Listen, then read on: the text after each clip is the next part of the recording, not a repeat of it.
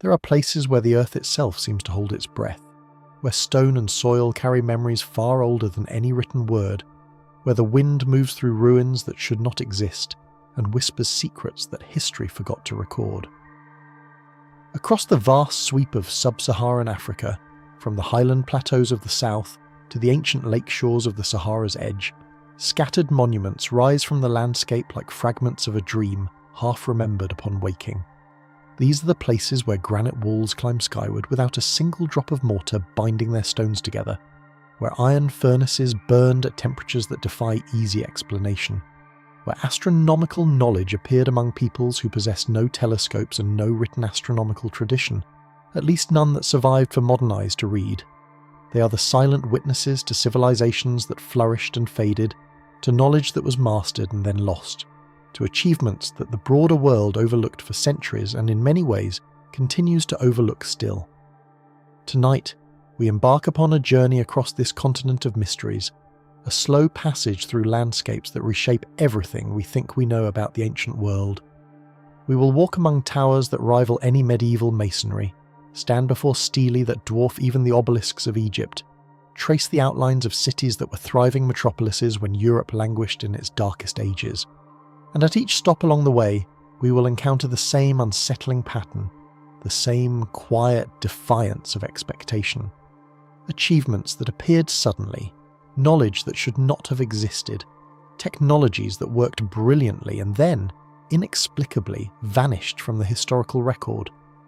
The land remembers what the textbooks forgot, and if we listen carefully, if we let the silence settle around us, we might catch the echo of voices that have waited centuries to be heard.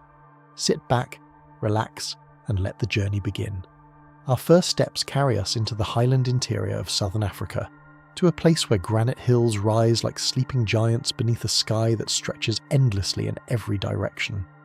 Here, in what is today the nation of Zimbabwe, the landscape itself seems ancient beyond reckoning, weathered by millennia of sun and rain into formations that appear almost sculptural, as though some vast hand shaped the boulders and kopjes into deliberately mysterious arrangements.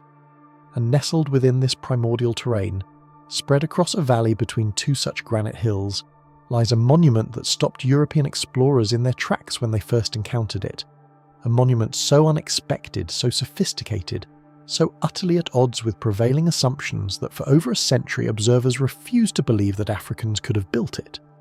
Great Zimbabwe rises from the valley floor like a vision from another age. At first approach, the eye catches only scattered walls half hidden among the native mosasa trees, their grey granite blending with the surrounding boulders. Yet as one draws closer, as the scale becomes apparent, the breath catches in the throat. These are not crude fieldstone barriers thrown up against cattle raiders. These are architectural achievements of the highest order. Walls that climb to heights of 11 metres, walls that curve with mathematical precision, walls constructed from millions of carefully shaped granite blocks fitted together without mortar, without cement, without any binding agent whatsoever. The stones hold by geometry alone, by the weight of each course pressing down upon the one below, by curves engineered to distribute stress across the entire structure. A blade cannot pass between the joints. Water does not penetrate the seams. After 800 years of exposure to the elements, the walls stand as plumb and as true as the day their builders set the final stone in place. The great enclosure dominates the valley site, an elliptical structure whose outer wall stretches for over 250 metres around its circumference. Within this space rise additional walls, passageways that wind between them, and most famously, a solid, conical tower that stands nearly 10 metres tall, built entirely of coursed granite, serving no structural purpose that modern analysts can determine. It supports nothing, it encloses nothing, it simply rises, a monument to itself, a statement of capability and intention whose meaning has been lost to time. Some researchers suggest it represented a grain silo, though no evidence of stored grain has ever been found within or beneath it.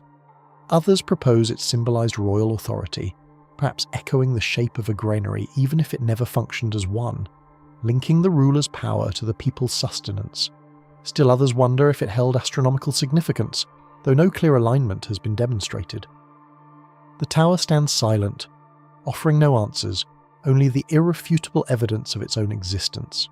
Mainstream archaeology interprets Great Zimbabwe as the capital of a Shona-speaking trading kingdom that flourished between the 11th and 15th centuries of the Common Era. Radiocarbon dating of artifacts and deposits confirms this general time frame. Historical linguistics traces the Shona presence in the region to roughly this period. Documentary evidence from Arab and Portuguese traders who operated along the African coast references a powerful interior kingdom whose wealth derived from gold. The interpretation is sensible, well supported, and accepted by the vast majority of scholars who have studied the site. Yet certain aspects of Great Zimbabwe continue to invite deeper reflection. The sheer scale of the construction, for instance, represents a staggering investment of labour. Estimates suggest that the outer wall of the Great Enclosure alone required some 900,000 granite blocks, each one individually shaped by careful flaking and grinding to achieve the slightly tapered form that allows the walls to slope inward with such elegant precision. The total complex, which extends across the valley and up the adjacent hill, where the so-called hill complex crowns the granite summit, contains walls whose combined length exceeds 2,000 metres. This was not the work of a generation. This was the sustained effort of centuries, requiring organisation, specialisation, and the transmission of sophisticated building knowledge across multiple generations of masons. How did this knowledge arise? The dry stone walling technique employed at Great Zimbabwe appears fully developed from its earliest phases. There is no clear evolution from crude beginnings to refined mastery. The builders seem to have arrived at their architectural sophistication without leaving traces of experimentation, without the false starts and abandoned attempts that typically mark the development of complex technologies. Where did they learn? Who taught them? Were there earlier trial structures that simply have not survived, or that archaeologists have not yet found? Or did the knowledge come from elsewhere, carried by travellers or traders along routes that the historical record does not preserve? And then there is the question of the site's decline. By the mid-15th century, Great Zimbabwe was largely abandoned. The population dispersed, the political centre shifted elsewhere, and the Great Walls were left to the silence of the ages. Conventional explanations cite environmental degradation, the exhaustion of local resources by a growing population, political fragmentation, or the disruption of trade routes. All of these factors likely played some role, yet the specific trigger for abandonment remains elusive. More puzzling still, the sophisticated construction techniques that produced Great Zimbabwe seem to have vanished along with the city itself. Later Shona kingdoms built stone structures, but none achieved the same level of precision, the same massive scale, the same mortarless perfection. The knowledge that raised those walls seems to have faded within a few generations, as though the tradition depended on something that could not be easily replicated, something that disappeared when the city fell silent. Standing within the narrow passage that winds between the outer wall and an inner wall of the Great Enclosure, one cannot help but feel the weight of that vanished knowledge pressing down. The stones fit so tightly that the passage seems almost organic, a space carved rather than constructed. Light filters in from above, catching the subtle variations in the granite's colour, the pinkish and grey tones that shift as the day progresses. The builders understood this play of light. They understood how the shadows would fall, how the walls would change with the hours. They understood something about this place that we have not yet recovered. What other achievements did they master that have left no trace? What tools did they employ? What methods guided their engineering? And why, when the city fell, did the answers to these questions fall with it? Our journey continues, and now we must travel far to the northwest, crossing the great breadth of the African continent until we reach the dry escarpments of Mali's Bandiagara region. Here the land rises abruptly from the surrounding plains, a sandstone cliff stretching for over 150 kilometres, honeycombed with caves and overhangs that have sheltered human habitation for millennia. And dwelling along this cliff, in villages that cling to the rock face like nests of swallows, live the Dogon, a people whose cosmological knowledge has sparked one of the most enduring mysteries in the study of African traditional thought. The Dogon villages seem to grow directly from the cliff itself, their mud brick granaries and Taguna meeting houses tucked into every available ledge and crevice. Generations of careful construction have blended human architecture with natural formation until the boundary between them blurs beyond recognition.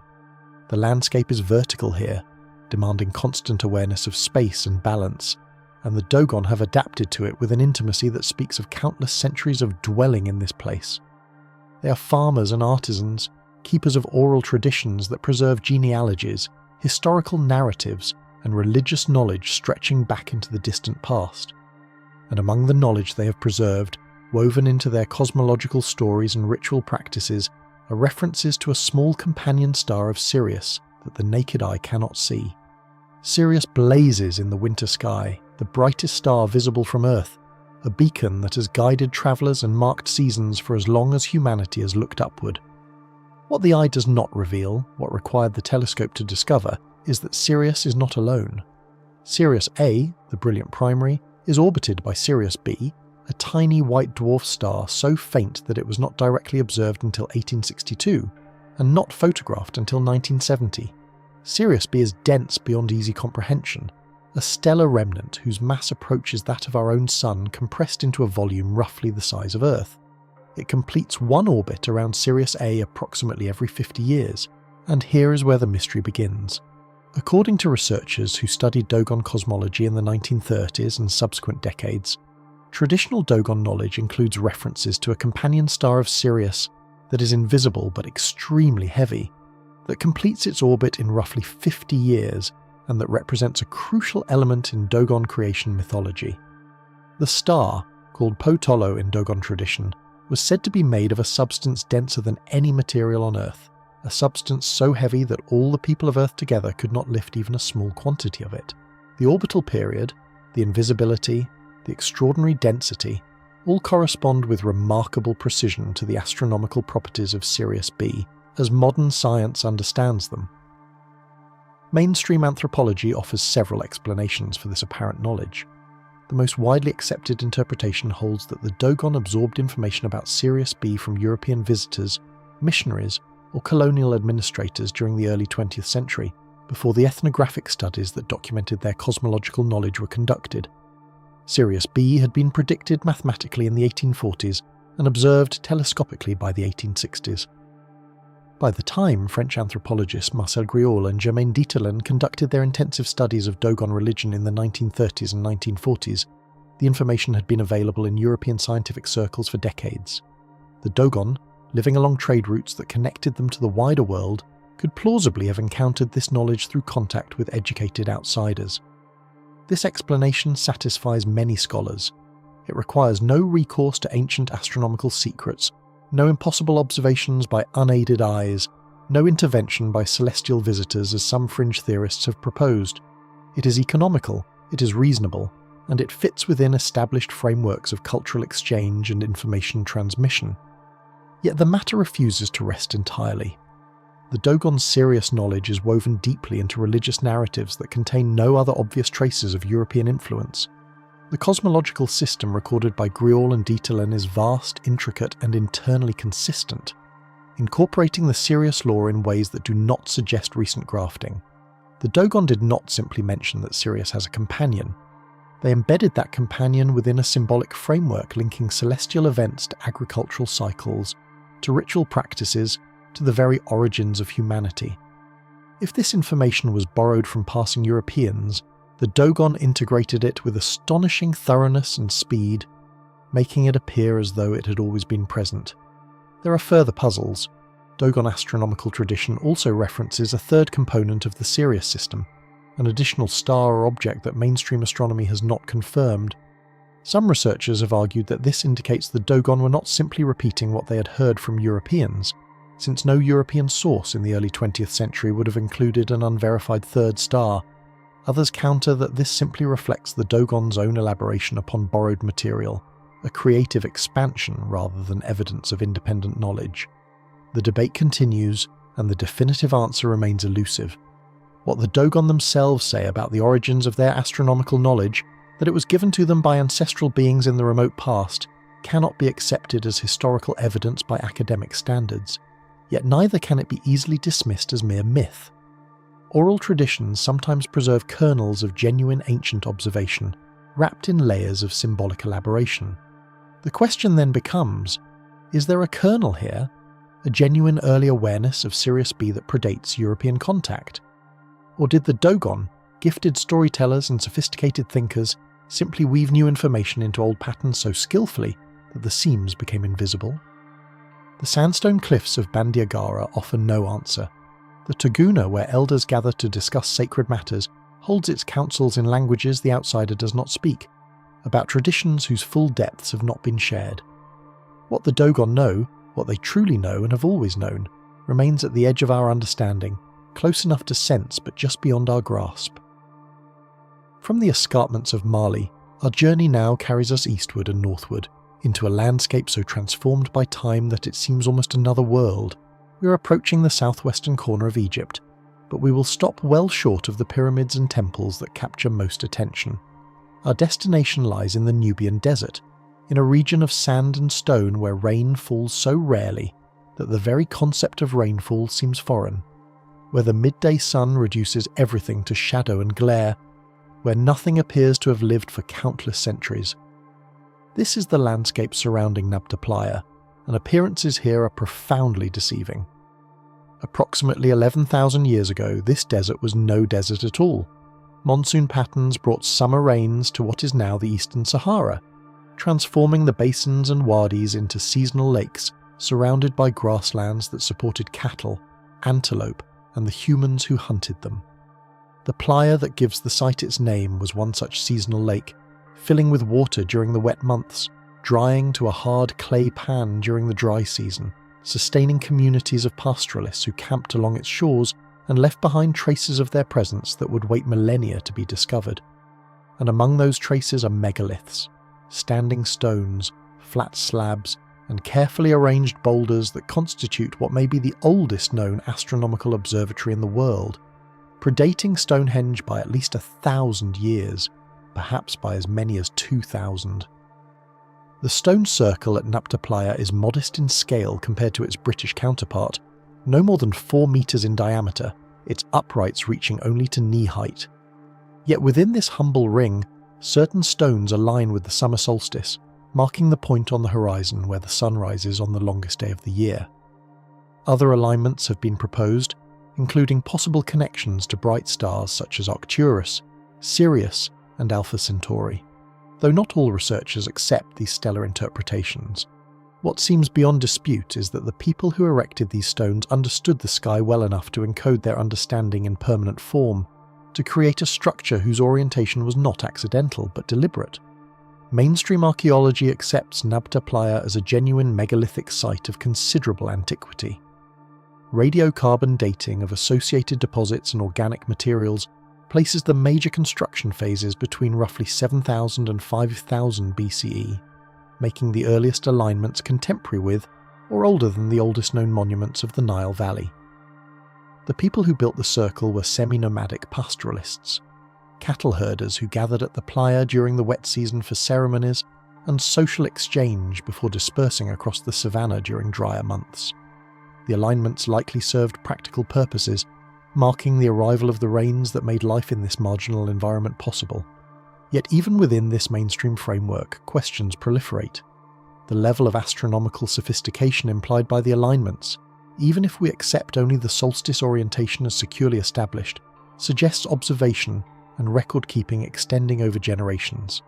The pastoralists who camped at Nabta Playa did not possess writing, did not build permanent settlements, left behind no evident tradition of monument construction before the megalithic phase began.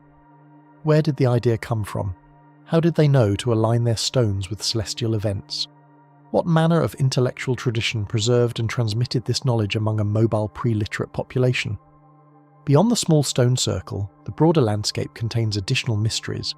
Large tumuli, burial mounds covering chambers that once held cattle, remains in carefully arranged positions, suggest ritual practices of considerable complexity. Stone slabs weighing several tons were transported from quarry sites kilometers away and erected as rough stelae, their surfaces left unworked, their purposes unknown. A massive sandstone boulder, sculpted by wind into a shape that some observers find suggestive of a cow or other animal, lies at the centre of one complex, though whether this natural formation held religious significance or simply happened to occupy a convenient location remains a matter of interpretation. The most intriguing speculation concerns what happened to the people of Nabta Playa when the climate began to shift. Around 5000 BCE, the monsoon started to retreat, the lakes began to dry, and the grasslands slowly gave way to the desert that covers the region today. The pastoralists had to go somewhere. And roughly contemporaneous with this desertification, dramatic developments began unfolding in the Nile Valley proper, the prelude to the dynastic civilization that would eventually produce the pyramids and the pharaohs. Some researchers have wondered whether the sophisticated astronomical and ceremonial traditions of Nabta Playa were carried into the Nile Valley by climate refugees, seeding or contributing to the remarkable cultural efflorescence that followed. The timing is suggestive, the connections remain hypothetical, yet the possibility tantalizes. What knowledge did those ancient pastoralists possess that has not survived in any record? What other observations did they make? What other structures did they build that the drifting sands have buried beyond recovery? The stones of Nabta Playa stand silent beneath the desert sun, offering their solstice alignment as a single legible fragment of a tradition whose full extent remains forever unknown. Our path now turns westward, crossing the vastness of the Sahara toward the Atlantic coast, toward a region where the desert meets the sea and where, hidden in landscapes that seem utterly hostile to human settlement, lie the ruins of cities that flourished when the great civilizations of the Mediterranean were still taking shape. We are entering Mauritania, and our destination is the Dar Tichet, a sandstone escarpment where archaeologists have uncovered evidence of an urban tradition that predates any other known in sub-Saharan Africa. The cliffs of Tichet rise from the surrounding plains like the walls of a fortress, their broken terraces and steep faces creating a landscape of natural shelter and defensible positions. Today the region receives almost no rainfall. Temperatures climb to extremes that make sustained human presence difficult without modern technology. The idea that this wasteland once supported cities with populations numbering in the thousands, cities with organised street plans and monumental architecture, seems almost impossible to accept. Yet the evidence is unmistakable. Beginning around 2000 BCE and continuing for over a millennium, communities at Tichet and related sites constructed hundreds of walled settlements ranging from small villages to substantial towns. The largest sites contain hundreds of stone compound enclosures, their walls standing to heights of several meters in places, their layouts suggesting careful planning and social organisation of considerable complexity. Granaries held stores of millet and wild grains. Cattle were herded in enclosures attached to residential compounds. Stone tools and pottery fragments litter the sandy floors of abandoned structures, waiting for the archaeologist's brush to reveal their secrets. The Tichet tradition represents one of the earliest known examples of settled agripastoral life anywhere in sub-Saharan Africa. The people who built these settlements were pioneering farmers, domesticating African pearl millet and managing herds of cattle in an environment that must have been far more hospitable than it is today, but that was already showing signs of increasing aridity.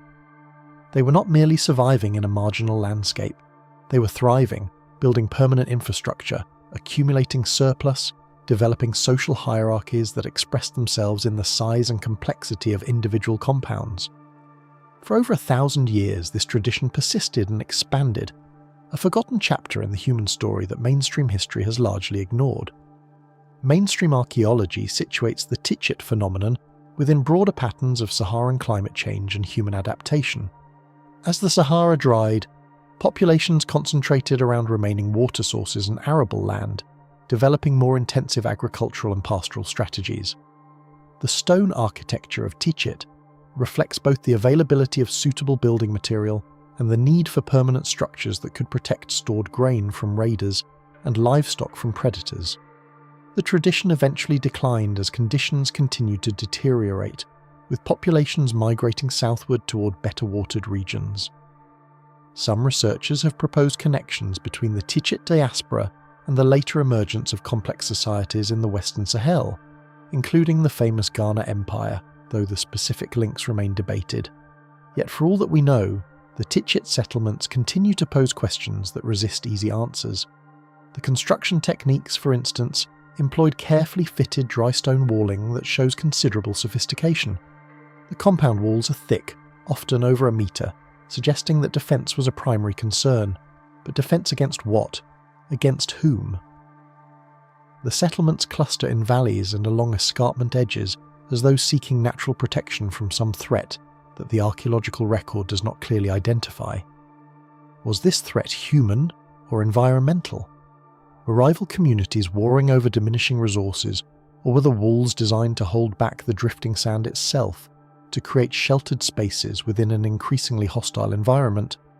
The layout of the larger settlements implies centralized planning, or at least adherence to shared architectural conventions.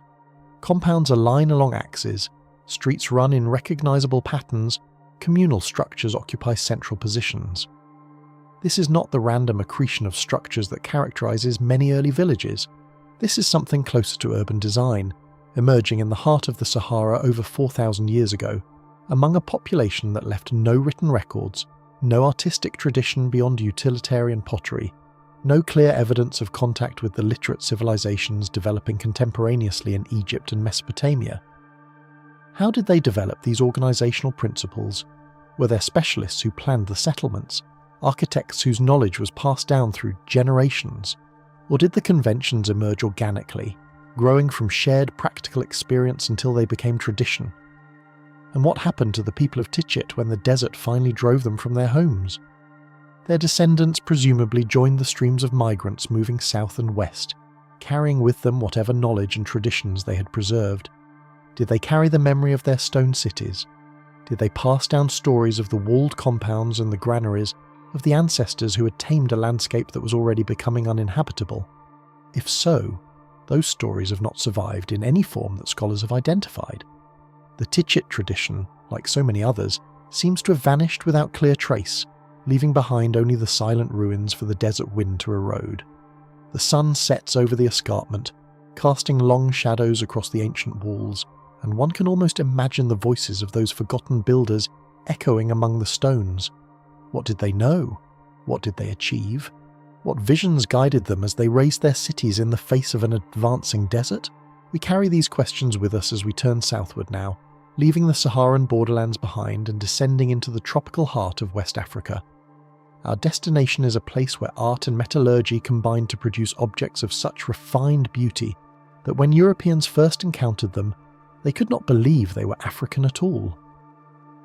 We are travelling to Igbo-Ukwu in southeastern Nigeria, where excavations in the mid-20th century revealed a cache of bronze artefacts that rewrote the history of African metalworking and raised questions that scholars are still attempting to answer. The landscape around Igbo-Ukwu seems ordinary at first glance, a zone of tropical forest and farmland in Nigeria's Anambra state, where yam cultivation has sustained communities for countless generations. There are no dramatic cliffs here, no imposing ruins, no visible signs that this quiet agricultural region once served as the seat of a kingdom wealthy enough to commission some of the most sophisticated bronze castings ever produced in pre-modern Africa. The discoveries came almost by accident, when a villager digging a cistern in 1938 struck metal objects that turned out to be items of astonishing complexity. Systematic excavation followed in the late 1950s and 1960s, revealing 3 distinct deposits that transformed understanding of early African civilization. The bronzes of Igbo-Ukwu are unlike anything produced elsewhere on the continent. Ornate vessels decorated with intricate surface patterns, ceremonial staffs crowned with elaborate figural sculptures, delicate openwork pendants depicting flies, beetles and other insects rendered with almost microscopic detail. All were manufactured using the lost wax casting technique at a level of skill that rivals the finest Renaissance metalwork. The surfaces crawl with detail, every centimetre covered with rope patterns, knot designs, and tiny embellishments that suggest both technical virtuosity and aesthetic ambition of the highest order. There is nothing crude or experimental about these objects. They represent a tradition already at its peak, a technology already fully mastered. Radiocarbon dating places the Igbo-Ukwu deposits around the 9th century of the Common Era, roughly 850 to 950 CE. This dating has been controversial, partly because the objects themselves seem too sophisticated for their time by European standards of cultural evolution, and partly because the dates predate by several centuries the bronzes of Faye and Benin that were previously considered the earliest examples of advanced West African metallurgy. Some scholars initially questioned whether the radiocarbon results might be contaminated or otherwise unreliable. Subsequent testing has consistently confirmed the original dates. forcing a reconsideration of the timeline for complex bronze production in the region. Mainstream archaeology now accepts that Igbo-Ukwu represents an early flowering of the Nri kingdom, a ritual and commercial polity centered on the spiritual authority of the Esnri, a priest-king whose power derived from religious rather than military sources. The bronzes were likely regalia associated with this office, sacred objects that accompanied the ruler in life and were buried with him, or deposited in ritual context upon his death. The wealth implied by these objects suggests extensive trade connections reaching across West Africa and perhaps beyond, acquiring the copper and tin necessary for bronze production, neither of which occurs naturally in the immediate vicinity of Igbo-Ukwu. Yet even with this framework, mysteries remain. The source of the metals has never been definitively identified. Copper deposits exist in the Sahara and in Central Africa, but the specific provenance of Igbo-Ukwu copper remains uncertain. Chemical analysis has provided tantalizing hints but no conclusive answers. The trade networks that supplied the raw materials must have been sophisticated indeed, spanning hundreds or perhaps thousands of kilometers across difficult terrain. How were these networks organized? What did Igbo-Ukwu offer in exchange? Who controlled the routes, and why did those routes apparently decline after the flourite of Igbo-Ukwu production? And there is the puzzle of the casting tradition itself. The lost wax technique requires specialized knowledge, including the preparation of wax models, the creation of ceramic molds, the control of temperatures during casting, and the finishing of surfaces after the bronze has cooled. This knowledge does not arise spontaneously. It must be learned, developed, refined through trial and error over generations. Where did the Igbo-Ukwu casters learn their craft? Did they develop it independently, experimenting with local materials until they achieved mastery? Or did they acquire the technology from elsewhere, perhaps from North Africa via trans-Saharan trade, or from some other source that has left no trace in the archaeological record? The bronzes themselves offer no verbal answers. They sit in museum cases now, their surfaces green with patina, their intricate details still sharp after more than 1,000 years. They speak of skill, of patience, of an aesthetic vision that prized complexity and precision. They speak of a kingdom wealthy enough to commission such work, sophisticated enough to appreciate it, powerful enough to protect it. They do not speak of origins, they do not explain how they came to be. The evening light fades over the Nigerian forest, and somewhere beneath the soil, other treasures may still wait undiscovered. Igbo-Ukwu was found by accident. What other accidents await, and what mysteries will they bring to light? Our journey continues northward now toward the highlands of Ethiopia, where Christianity took root in Africa when Europe was still struggling toward the faith, where obelisks taller than any Roman column pierced the mountain sky, where an empire arose that challenged the great powers of the ancient world and then retreated into isolation and legend. We are approaching Aksum, and the stelae that mark the tombs of its kings stand ready to greet us with questions that echo across 2 millennia. The Ethiopian highlands rise abruptly from the lowlands that surround them, a fortress of rock and altitude that has shaped the history of this region as surely as any human decision. Here the air is cool even in tropical latitudes, the soil is fertile, and water flows in streams fed by monsoon rains that drench the uplands while the plains below parch. It was in this favoured environment that the Aksumite kingdom emerged around the 1st century of the Common Era, growing from local roots into one of the great commercial and military powers of late antiquity. At its height, Aksum controlled trade routes connecting the Mediterranean with India and beyond, minted its own coinage in gold, silver and bronze, converted to Christianity in the 4th century under King Ezana, and projected power across the Red Sea to subdue rivals on the Arabian Peninsula. The material expression of Aksumite power survives today in the form of granite stelae, carved monoliths that mark the burial places of the kingdom's rulers. These are not mere gravestones. These are monuments on a scale that rivals anything in the ancient world. The tallest stele still standing rises to a height of over 23 meters, carved from a single piece of granite, its surface decorated with architectural motifs suggesting a multi-story building complete with false doors and windows that give the impression of a tower frozen in stone. Another stele, now fallen and broken, originally stood even taller, reaching an estimated 33 meters, which would have made it the largest single block of stone ever quarried and erected by human hands anywhere in the ancient world. The precision of Aksumite stone carving is remarkable. The decorative elements on the stelae are carved in low relief with clean lines and consistent proportions, suggesting the use of carefully standardized templates or measuring systems. The false architectural details, the doors and windows that decorate the shafts, are arranged symmetrically and spaced evenly, creating an illusion of actual structure despite the obvious impossibility of a building so tall and narrow. Some stelae bear inscriptions in Ge'ez, the classical Ethiopian language, recording dedications and commemorations that provide fragments of historical information. Mainstream archaeology interprets the Aksumite stelae as funerary monuments marking royal tombs. Excavations beneath the stelae have revealed elaborate underground chambers containing the remains of the deceased, along with grave goods including metalwork, glass, and imported ceramics. The size of the stelae appears to correlate with the status of the individual commemorated, with the largest reserved for the most powerful kings. The construction effort required to quarry, transport, shape, and erect these monuments must have been enormous, mobilizing thousands of workers over extended periods and consuming resources that only a wealthy and well-organized state could command. Yet even within this understanding, the engineering questions persist. How are stones of such enormous size and weight quarried and moved without cracking? The granite of the Aksum region is hard and brittle, prone to fracturing under stress. Quarrying techniques must have been extraordinarily refined to produce blocks of the necessary dimensions without fatal flaws.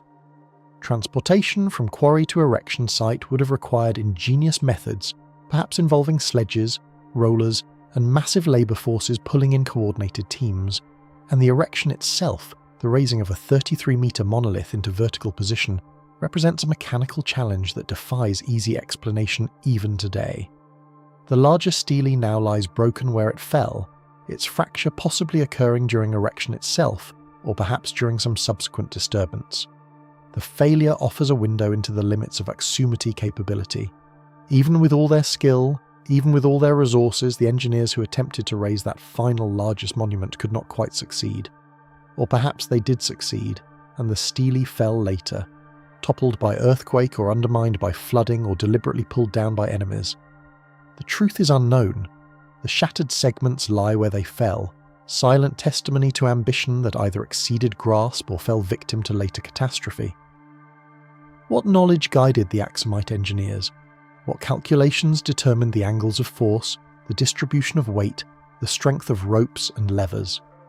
These were not simple problems. These were challenges that required systematic understanding of physics and materials, understanding that had to be developed and transmitted within a culture that left limited written records of its technical knowledge. The inscriptions that survive discuss rulers and gods, wars and treaties. They do not discuss engineering. That knowledge lived in the minds and hands of craftsmen who passed it down through practice and demonstration. And when the Aksumite estate declined, when the trade routes shifted and the revenues dried up, that tradition of monumental construction faded and ultimately disappeared. The stelae remain, standing or fallen, marking the spot where ancient kings were laid to rest beneath the Ethiopian sky. They have weathered centuries of rain and sun, of political turmoil and foreign invasion, of rising and falling states that came and went around them. They do not reveal how they were made. They simply exist, defying explanation, waiting for someone patient enough and clever enough to recover the lost knowledge of their creators. The stars emerge above the highlands, the same stars that guided the merchants who brought wealth to Aksum, the same stars that the Dogon far to the west incorporated into their cosmological systems, the same stars that shone down on Nabta Playa when its pastoralists first aligned their stones with the summer sunrise. Across this vast continent, across these thousands of years, the same questions recur. How did they know? How did they do it? And why did so much of what they knew disappear? The wind shifts now, carrying us westward across the heart of the continent, away from the carved granite of Ethiopia and into territories where the forest thins and the savanna stretches toward distant horizons. Central Africa holds its own monuments, its own mysteries, though these have received far less attention from the outside world than the pyramids of Egypt or the temples of Meroe. Here, in a region that colonial narratives dismissed as lacking historical depth, stand circles of stone that predate many of Europe's famous megalithic sites, arrangements whose purpose remains a matter of speculation and whose builders vanished into the silence of unwritten centuries. The Boer megaliths rise from the grasslands of the Central African Republic, scattered across a landscape that seems unlikely to harbour such monuments. Tazunu, as they are called locally, dot an area of several thousand square kilometres, their presence unexpected, their arrangement deliberate. Large standing stones, some reaching heights of 3 metres or more, cluster in groups that suggest intention without revealing purpose.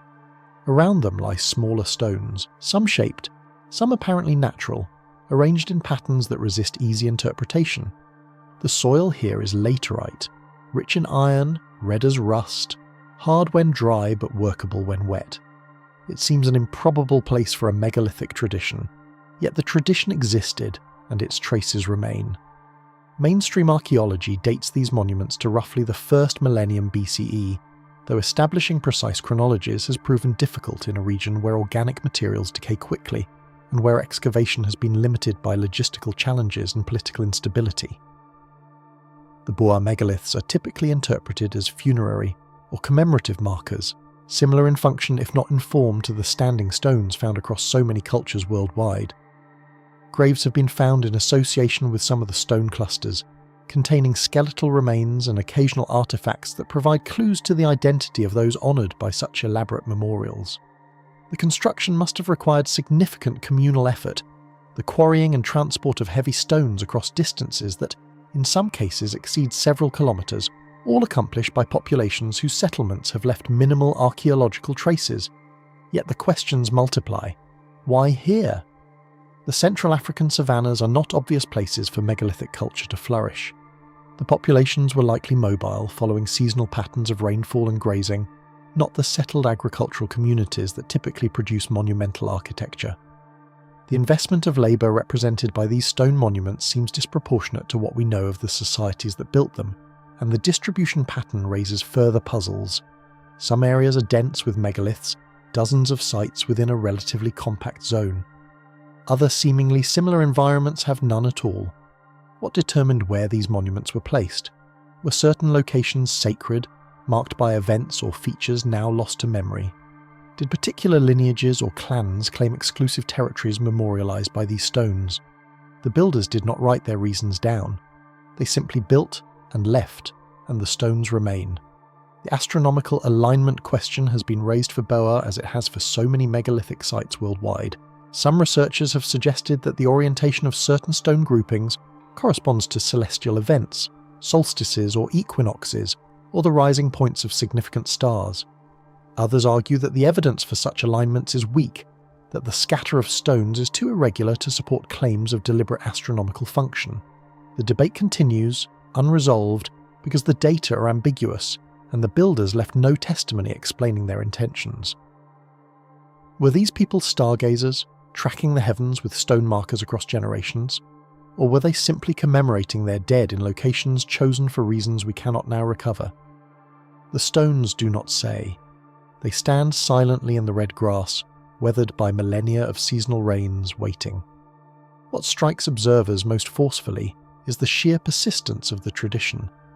Megalithic construction at Boer continued for centuries, perhaps for more than a millennium, generations of builders maintaining practices passed down from ancestors who themselves inherited them from still earlier forebears. This is not the work of a single moment of enthusiasm. This is the expression of a culture that sustained itself and its distinctive mortuary or commemorative practices across time spans that dwarf the histories of most modern nations. And then it stopped. Sometime in the early centuries of the Common Era, the tradition faded, the quarries fell silent, and no new monuments rose to join those already standing. Why? Did the populations disperse, driven by climate change or conflict, or the draw of resources elsewhere? Did new belief systems arrive, displacing the old practices and rendering the stone monuments obsolete? The answer is unknown. The Boer megaliths simply cease, their tradition joining the long list of cultural practices that flourished, persisted, and then disappeared into the silence of unrecorded time.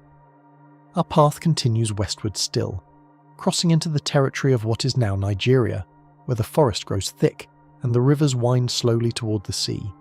Here, in the southeastern region where the Niger Delta spreads its fingers through the coastal lowlands, another mystery awaits. At Igbo-Ukwu, in a compound that seemed unremarkable to the farmer who began digging there in 1939, archaeologists would eventually uncover one of the most significant bronze assemblages ever found in sub-Saharan Africa. Artifacts of such technical sophistication that their discovery forced a complete reassessment of the region's metallurgical capabilities. Isaiah Anozie was digging a cistern for water storage when his shovel struck something hard beneath the surface. What emerged from the earth was not stone but bronze, intricately worked, covered in patterns of astonishing delicacy. He did not know what he had found. Few outside the region would hear of the discovery for another 2 decades, until formal excavations led by archaeologist Thurston Shaw revealed the full extent of what lay buried beneath Igbo-Ukwu.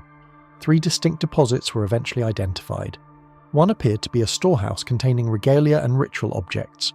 Another was a disposal pit filled with deliberately broken artifacts.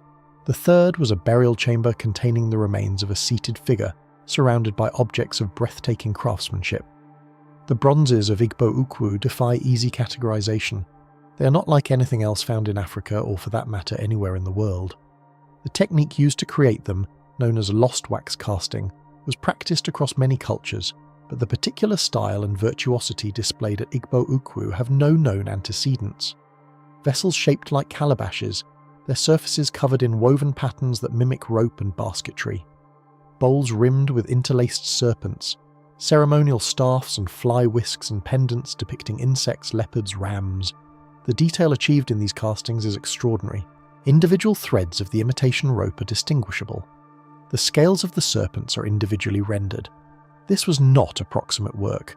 This was precision, deliberate and controlled, the product of craftsmen who had mastered their materials and their processes to an extraordinary degree. Radiocarbon dating has placed these artifacts in the 9th century of the Common Era, roughly contemporary with the Carolingian Renaissance in Europe, with the Tang dynasty in China, with the Abbasid Caliphate at its height. Mainstream archaeology interprets Igbo-Ukwu as the ceremonial centre of an early kingdom, a society organised around religious and ritual authority rather than military power, a society that accumulated wealth through trade and redistributed it through elaborate ceremonial practices. The seated burial figure is thought to represent a divine king or priest-king, interred with the regalia of his office, surrounded by objects that proclaimed his status and the power of the tradition he embodied. The Nuri kingdom would endure in various forms for centuries, its ritual authority recognised across a wide region, even as political power shifted to other polities and other capitals. Yet the metallurgical questions remain stubbornly unresolved. Where did the copper for these bronzes originate? The nearest known copper sources lie hundreds of kilometres to the north, in the Benue Valley and beyond. Trade networks must have stretched across vast distances to bring the raw material to Igbo-Ukwu's craftsmen. And where did the technique itself originate? Lost wax casting was known in ancient Egypt and Mesopotamia, practiced along the Mediterranean and across the Sahara. Did the knowledge diffuse southward through trans-Saharan trade routes? Or did it develop independently, a parallel invention arising from the experimentation of local metalworkers who discovered the principles of investment casting through their own efforts? The evidence supports neither conclusion definitively. The style of Igbo-Ukwu bronzes has no clear predecessors. It appears fully developed, confident, masterful, as though its creators had been refining their techniques for generations without leaving traces of that developmental process for archaeologists to find. The alloys used at Igbo-Ukwu present their own puzzles. Analysis reveals compositions that vary from piece to piece, some high in tin, others predominantly copper with traces of lead. The smiths must have understood how different mixtures affected the properties of their castings, the fluidity of the molten metal, the hardness of the finished piece, the ease with which fine detail could be captured. This is not simple knowledge, this is metallurgical science, developed through systematic observation and experimentation, accumulated over time, and passed down through training and practice. Yet we have no written records of this tradition, no manuals of technique, no accounts of apprenticeship and mastery. The knowledge existed in living hands and living minds, transmitted through demonstration and repetition, and when circumstances changed, when trade routes shifted, or political structures collapsed, or new technologies displaced old ones, that knowledge became vulnerable. It could be lost in a generation if the chain of transmission broke. The Igbo-Ukwu bronzes are not isolated anomalies. They are the surviving pinnacle of a tradition that must have had a history, must have developed through stages of increasing sophistication, must have involved communities of craftsmen who shared knowledge and competed for patronage and pushed the boundaries of what was technically possible. Where is the evidence of that history? Where are the workshops, the slag heaps, the failed castings and experimental pieces that should mark the developmental path? Either they remain undiscovered, hidden beneath later deposits, or located in areas that have not yet been excavated, or they have been destroyed by the relentless recycling of valuable metal that characterises cultures where raw materials are scarce. The silences in the archaeological record are as significant as the presences. What we do not find shapes our understanding as much as what we do. Standing before the Igbo-Ukwu bronzes in their museum cases, one cannot help but wonder about the hands that made them. Skilled hands, patient hands, hands that knew the temperature at which wax softens and the moment at which molten bronze flows freely. Hands that shaped models of such delicacy that the finished castings seem impossible. Those craftsmen are anonymous, their names lost, their individual contributions submerged in a collective achievement that survived because metal endures while flesh and memory do not. They worked in a place that colonial powers would later dismiss as primitive, in a time when European observers assumed that sophisticated metallurgy could not exist south of the Sahara without external intervention. The bronzes themselves refute that assumption. They are their own testimony, speaking in the language of technique and artistry, proclaiming the capabilities of their makers more eloquently than any written document could. Our journey shifts northward now, following the Niger as it bends toward the drier lands where the river's floods create ribbons of fertility across an increasingly arid landscape. Here, in present-day Nigeria but in a region culturally and geographically distinct from the forests of the southeast, rise structures that have puzzled observers since they first came to wider attention. The pyramids of Nsude, though ruined and overgrown, retain enough of their form to provoke questions that conventional explanations cannot fully answer. 10-step structures once rose here, arranged in groups of 5, their forms echoing the ziggurats of ancient Mesopotamia, though built from different materials for different purposes in a different world.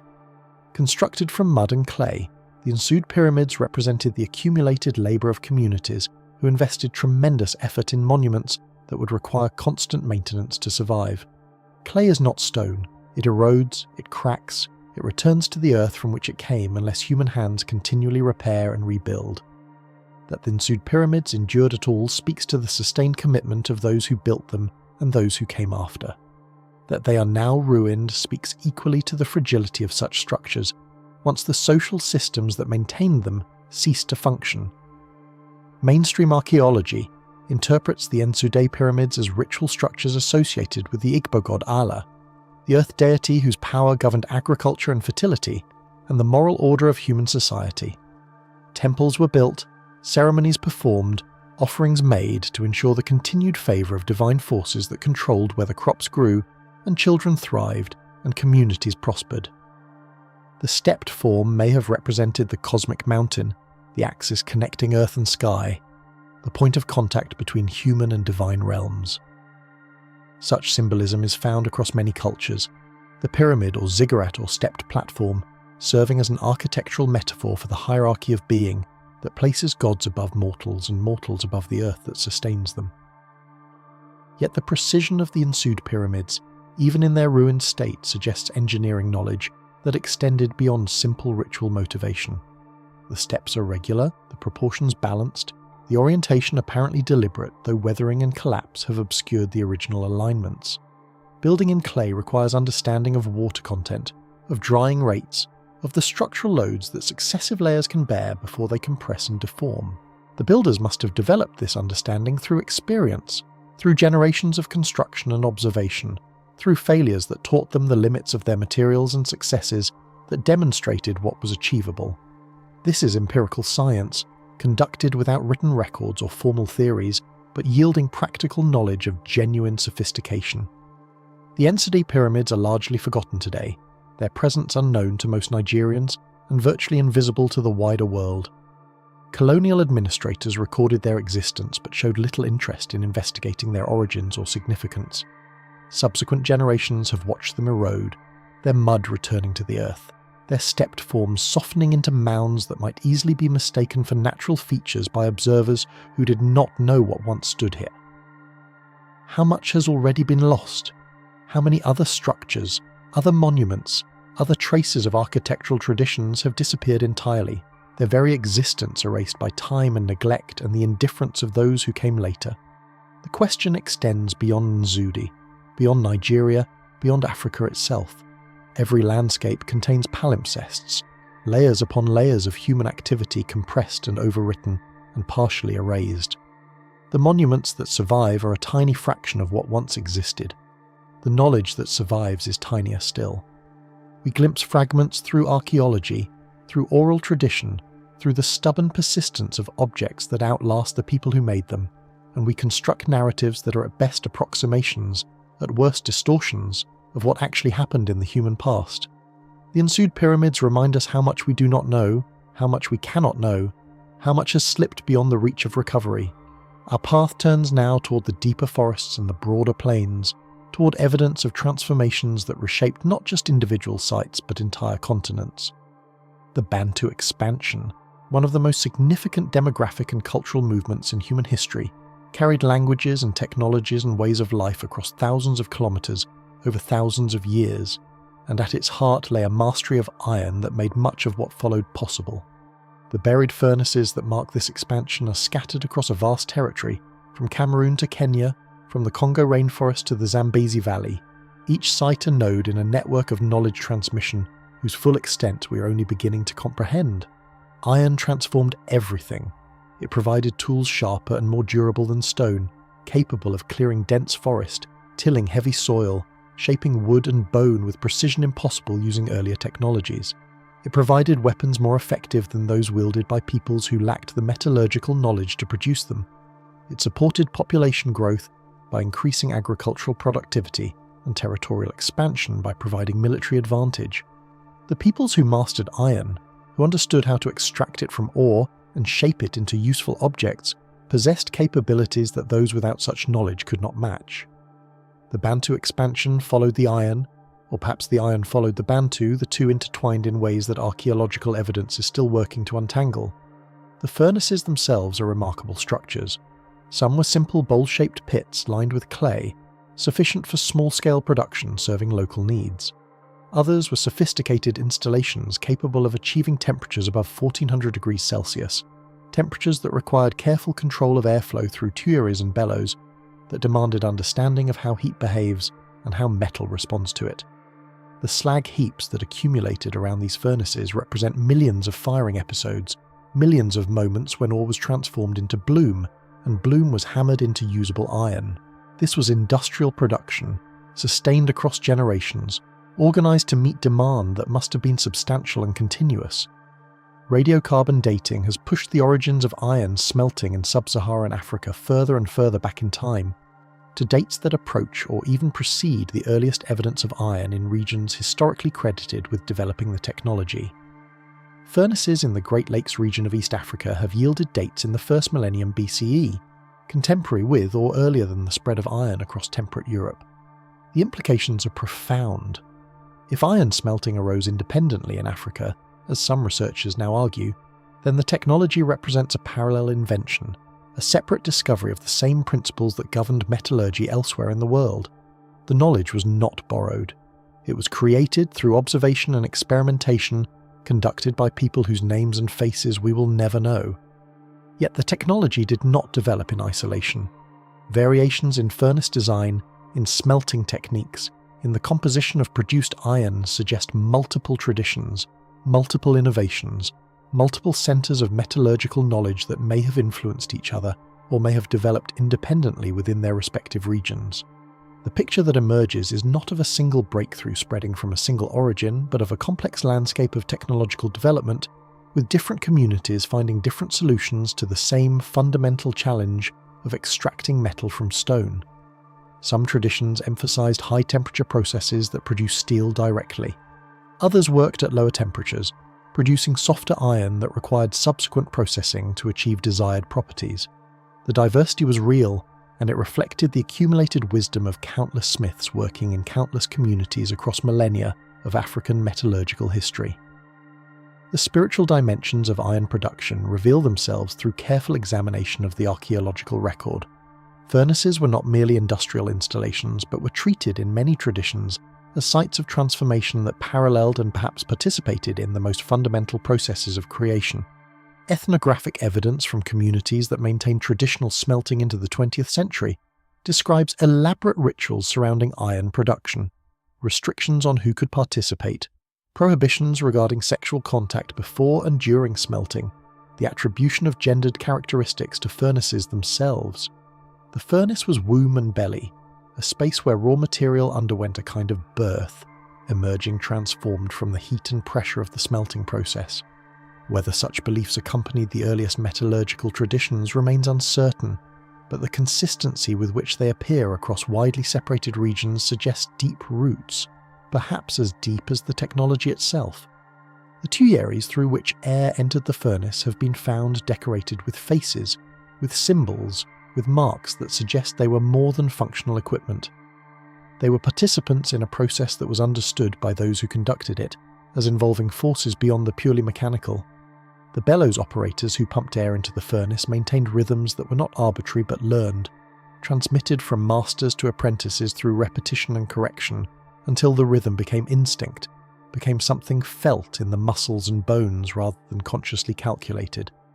This embodied knowledge, impossible to recover from archaeological remains alone, was essential to successful smelting.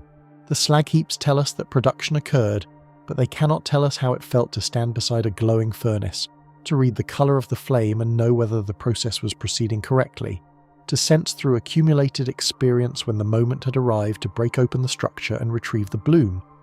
That knowledge lived in bodies, and when those bodies died and the apprentices did not continue, the knowledge died with them. Our path carries us now through landscapes still marked by these ancient industries, though the marks are often subtle, readable only by those who know what to look for. The slight mounds that indicate buried slag heaps, the patches of earth where vegetation grows differently because the soil composition was altered by centuries of metallurgical activity. The clay deposits that were exploited for furnace construction, their surfaces now weathered smooth but still betraying to the trained eye the scars of ancient extraction. Across the savannas of West Africa and into the equatorial forests and out again onto the eastern highlands, the evidence awaits, fragmentary but widespread, testimony to transformations that made possible the Africa that would greet the first European visitors, that would resist and adapt and survive the centuries of external pressure that followed. The relationship between metallurgy and social organisation presents puzzles that archaeology alone cannot fully resolve. Did iron production concentrate power, creating specialists who controlled essential resources and leveraged that control into political authority? Or did the knowledge spread widely, democratizing access to metal tools and preventing any single group from monopolizing the technology? The evidence suggests both patterns existed, varying across time and space according to local conditions and historical contingencies. In some regions, smiths were revered figures, their knowledge treated as sacred, their persons regarded with a mixture of respect and fear that set them apart from ordinary community members. In other regions, smiths occupied marginal social positions, their association with fire and transformation marking them as dangerous, as liminal figures existing between categories that defined normal social life. The same technology produced radically different social consequences depending on how particular communities interpreted its significance and organised its practice. The expansion itself proceeded not as a single wave, but as a series of movements, advances and retreats, settlements established and abandoned, populations mingling and separating across generations beyond counting. Linguistic evidence traces the spread of Bantu languages from a probable homeland in the Nigeria-Cameroon borderlands, branching and diversifying as populations moved southward and eastward, carrying with them not just words but the technologies and beliefs and social structures that gave those words meaning. The iron furnaces mark this expansion, but so do pottery styles, agricultural practices, and the genetic heritage that flows through contemporary populations. All these lines of evidence converge on a picture of movement and transformation spanning millennia, reshaping the human geography of a continent, yet certain aspects continue to invite deeper reflection. The speed of the expansion, in some regions and some periods, exceeded what demographic growth alone would predict.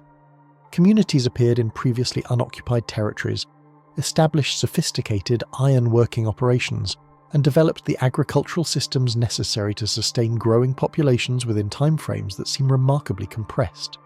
Did existing populations, peoples who had occupied these lands before the Bantu speakers arrived, contribute knowledge of local resources and conditions that accelerated adaptation? Were technologies borrowed, shared, stolen between communities that spoke different languages and traced different ancestries?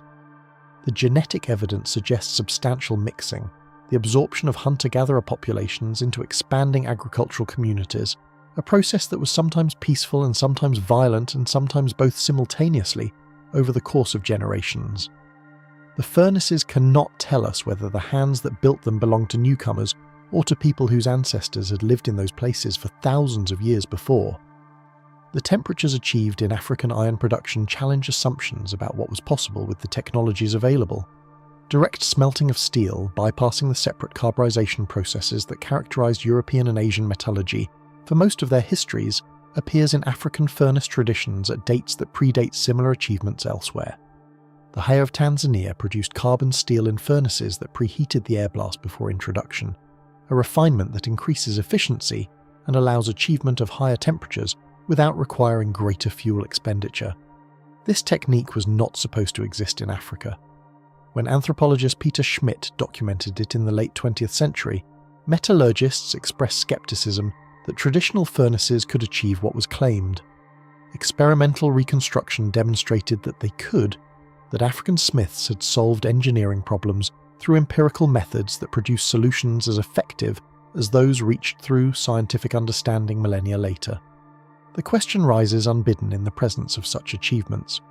Were there other innovations, other techniques developed and perfected and then lost when the conditions that supported them changed? The colonial period disrupted traditional metallurgy throughout Africa, replacing locally produced iron with imports, breaking the chains of apprenticeship through which knowledge had flowed from generation to generation, transforming smiths from essential community members into marginalized practitioners of obsolete crafts. What was lost in that disruption? What knowledge died with the last masters of traditions that no one any longer wished to learn? The answers lie beyond recovery, erased by the very processes that created the modern world. Our journey carries us now toward the northwest, where the Sahara yields evidence of inhabitation far older than the expansion we have been tracing, evidence that complicates simple narratives of African development and reveals depths of time that challenge comprehension. Nabta Playa sits in the Egyptian desert, a region now so arid that permanent settlement seems impossible, a landscape of sand and stone where water appears only during brief seasonal episodes that vanish as quickly as they come. Yet this desolate place once knew different conditions. Between roughly 11,000 and 5,000 years ago, increased monsoon rains pushed northward, transforming portions of the Sahara into savanna, creating lakes and wetlands where today only dust remains. Peoples moved into these newly habitable zones, establishing communities that would flourish for millennia before the rains withdrew and the desert reclaimed what it had briefly surrendered. The archaeological site of Nabta Playa preserves evidence of these ancient communities, evidence that includes some of the oldest astronomical constructions currently known anywhere in the world. A circle of stones, modest in size, perhaps 4 meters in diameter, the individual stones standing upright, arranged in patterns that align with celestial phenomena. Radiocarbon dates place the construction of this circle at approximately 7,000 years before the present, making it 1,000 years or more older than Stonehenge, older than the pyramids, older than any permanent settlement in the Nile Valley that would eventually give rise to pharaonic Egypt. The builders of Nabta Playa were not the ancestors of the Egyptians, not in any direct sense, but they were people who looked at the same stars and wondered at the same mysteries and found similar ways to mark and measure the movements that governed their world. The alignments are subtle but persistent. Certain stone arrangements correspond to the positions of stars at the time of construction, to the azimuth of the summer solstice sunrise, to orientations that repeat too consistently to be products of chance. The circle was a calendar, a tool for tracking seasonal changes that determined when the rains would come, when the lakes would fill, when the herds of animals that sustained human life would migrate through accessible terrain. For pastoral peoples dependent on seasonal resources, such knowledge was not abstract curiosity but practical necessity. Knowing when to move, when to stay, when to expect the conditions that made life possible. The difference between knowing and not knowing was the difference between survival and extinction. Standing there, one cannot help but feel the weight of what this small circle represents. 7,000 years ago, in a landscape that would become one of the most inhospitable on Earth, people gathered stones and arranged them according to principles we are only now beginning to recover.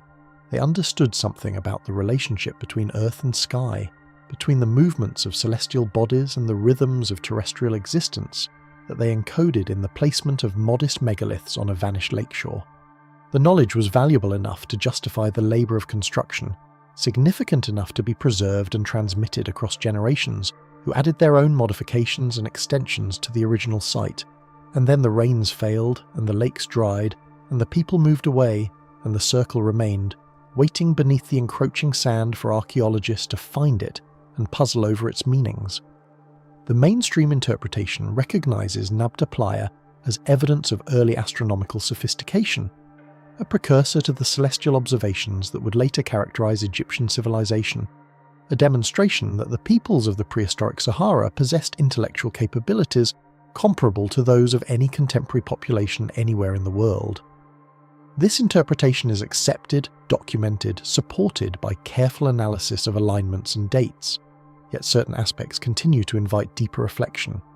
The precision of the alignments, achieved without metal tools, without writing, without the accumulated astronomical records that later civilizations would use to refine their observations, suggests either remarkable observational acuity or a longer history of development than the site itself directly reveals.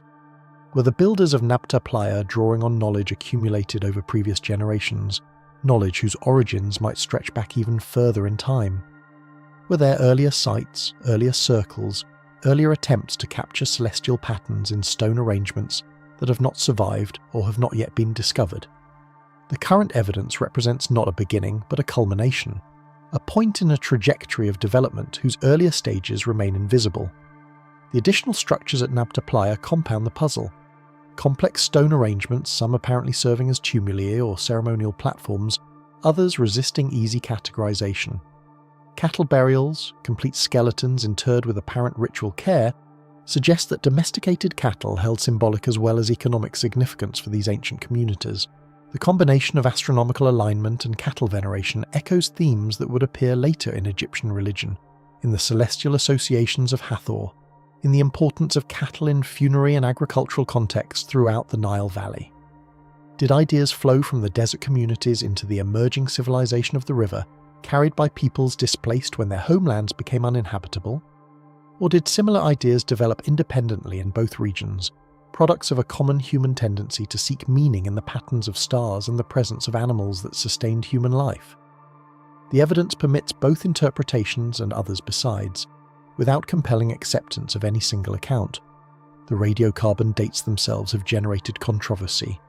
Critics argue that some dates may reflect contamination, that the associations between dated materials and stone constructions may be less secure than initial reports suggested, that the alignments could be products of chance rather than intentional design. These criticisms have merit. Archaeological dating is never as certain as popular accounts suggest, and the temptation to find significance in stone arrangements that may reflect nothing more than natural geological processes is constant and must be resisted. Yet the pattern of alignments at Nabta Playa, their consistency with astronomical phenomena, their similarity to constructions elsewhere that are accepted as intentional, suggests that dismissing them as coincidental requires explaining more than it explains away. The builders intended something. What exactly they intended, what meanings they attached to their constructions, remains beyond certain recovery. Our path turns now toward the West African interior, toward a region that textbooks often skip entirely, where the remains of urban complexity challenge assumptions about where and when such development was possible. The Tichit tradition flourished in what is now Mauritania, in the southeastern Sahara, during the period between roughly 4,000 and 2,000 years before the present. This was a time when the region, though drying, still received sufficient rainfall to support settled agricultural communities, when the desert had not yet claimed the landscapes where people built and farmed and traded and lived in arrangements that qualify, by any reasonable definition, as urban. The walls of Tichit are stone, dry-laid without mortar, enclosing compounds and courtyards in patterns that repeat across multiple sites, spanning hundreds of kilometres. The settlements range from small agricultural villages to centres housing populations in the thousands, concentrations of humanity that required organised systems of food production, water management, and social coordination to sustain. The inhabitants cultivated millet, one of the earliest domesticated grains in Africa, adapted to the marginal conditions of their semi-arid environment, and capable of producing reliable harvests in years when rainfall met minimal thresholds. They herded cattle, supplementing agricultural production with pastoral resources and maintaining connections with more mobile populations who moved through the region following seasonal patterns of grazing. The urbanism of Tichit predates any comparable development in West Africa south of the Sahara by more than a millennium. It represents the earliest known urban tradition in the region, a baseline from which later developments might be traced if the connections could be established. Yet the tradition flourished and declined in isolation, its participants eventually abandoning their stone-walled compounds as the desert advanced and the rains that made their way of life possible failed. Where did they go? Did their descendants carry knowledge of urban organisation southward into the more favoured regions where rainfall remained reliable? Did the techniques of wall construction, the patterns of compound organisation, the systems of grain storage that sustained Tichit populations survive in attenuated form in later traditions that cannot be directly linked to the original sites? The questions multiply and the answers remain elusive. Mainstream archaeology recognises Tichit as a significant early example of West African complexity, evidence that urban forms emerged in the region earlier than previously assumed, that the peoples of the prehistoric Sahara achieved levels of social organisation comparable to those documented in other world regions during the same period. This recognition is important, a correction to narratives that long attributed African development entirely to external influences. Yet certain aspects continue to invite deeper reflection. The uniformity of wall construction across widely separated sites suggests standardisation, shared architectural traditions, perhaps even coordinated planning among communities that may have been linked politically or economically in ways the archaeological record cannot directly reveal. Were the walled compounds merely defensive, responses to raiding or warfare that made protection of people and stores necessary? Or did they serve other functions, social or symbolic, that are not immediately apparent from their physical remains? The consistency of layout, the regularity of construction, the apparent planning that preceded building, all suggest that the walls meant something beyond their practical utility, that they communicated messages about identity or status or affiliation that contemporary observers lack the context to decode. The relationship between Tichit and later West African urbanism presents puzzles that archaeology alone cannot resolve. The great trading cities of the Ghana and Mali empires, Kumbi Saleh and Timbuktu and Jenejeno, arose in the first millennium of the Common Era, roughly 1,000 years after Tichit's abandonment. Did memories of earlier urban traditions influence these later developments? Were there intermediate sites, transitional communities that maintained connections between the prehistoric stone towns and the medieval mud brick cities that would eventually draw the attention of Arab travellers and European chroniclers? Or did West African urbanism arise independently in the first millennium CE, a fresh development responding to new conditions of trans-Saharan trade, unconnected to the earlier Tichit tradition that had flourished and vanished in a different climatic regime? The stone walls stand now in landscapes transformed beyond recognition from the conditions that existed when they were built. Wind-scoured ridges, sand dunes encroaching on ancient compounds, the silence of abandonment where once human voices filled the air and cattle moved through dusty streets, and grain was ground and stored and consumed in the cycle of agricultural life. Those who built these walls expected them to endure, expected their children and their children's children to live within them, to add their own constructions to the growing complexes that defined community life. They did not know that the rains were failing, that the margins of viability were shifting southward, that the desert they had held at bay for generations would eventually claim everything they had built. The people of Tichit left few clues about their final years, No inscriptions recording the decision to abandon homes that had sheltered families for generations. No monuments marking the moment when the last residents walked away from walls their ancestors had raised. They simply departed, carrying what they could, leaving behind the stone foundations that would outlast their memory by thousands of years. And so the desert claimed another chapter of human achievement, burying beneath its sands a story that conventional histories would overlook for millennia. Our journey now turns southward and eastward, leaving the ancient dunes of Mauritania behind, crossing the vast sweep of the Sahel and the forests and savannas that stretch toward the Gulf of Guinea. Here, in the heartland of what is now southeastern Nigeria, lies evidence of artistic and metallurgical achievement so sophisticated that its discovery forced a fundamental reassessment of African technological history. The bronzes of Igbo-Ukwu emerged from the earth in 1938, when a man named Isaiah Onozi was digging a cistern in his family compound, and his hoe struck something unexpected, something that had rested undisturbed beneath the soil for nearly 1,000 years. What Onozi uncovered that day would eventually be recognised as one of the most significant archaeological finds in African history. The objects he pulled from the earth were bronze vessels and ornaments of extraordinary craftsmanship, pieces whose technical sophistication and artistic refinement seemed impossible given everything that was then believed about pre-colonial African metallurgy. The artifacts displayed a mastery of lost wax casting, a technique requiring precise temperature control, specialised materials, and knowledge accumulated over generations of practice. Their surfaces were decorated with intricate patterns, delicate spirals and interlocking designs that covered nearly every available space with geometric precision. Insects, snakes, leopards, and other creatures emerged from the metal in lifelike detail, their forms captured with a naturalism that suggested not merely technical skill, but artistic vision of the highest order. The initial excavations, conducted in the 1950s and 1960s under the direction of Thurston Shaw, revealed 3 distinct sites within a few hundred metres of each other. One appeared to be a storehouse, containing regalia and ceremonial objects wrapped and stored with evident care. Another held the remains of a burial chamber, where a figure of evident importance had been interred with elaborate grave goods, bronze ornaments adorning the body in patterns that suggested specific ritual meanings. The third site yielded more ceramic vessels and bronze objects, suggesting either another burial or a disposal pit where precious objects had been deliberately deposited. The concentration of wealth and artistic achievement in such a small area indicated that Igbo-Ukwu had been a centre of considerable importance, a place where spiritual or political power resided, where skilled craftsmen worked under the patronage of elites who could command their services and appreciate their artistry. Radiocarbon dating of the sites produced results that few scholars had anticipated. The bronzes, the burial goods, the ceremonial objects, all dated to the 9th century of the Common Era, a period when West African societies were generally believed to have lacked the technological sophistication necessary to produce such work.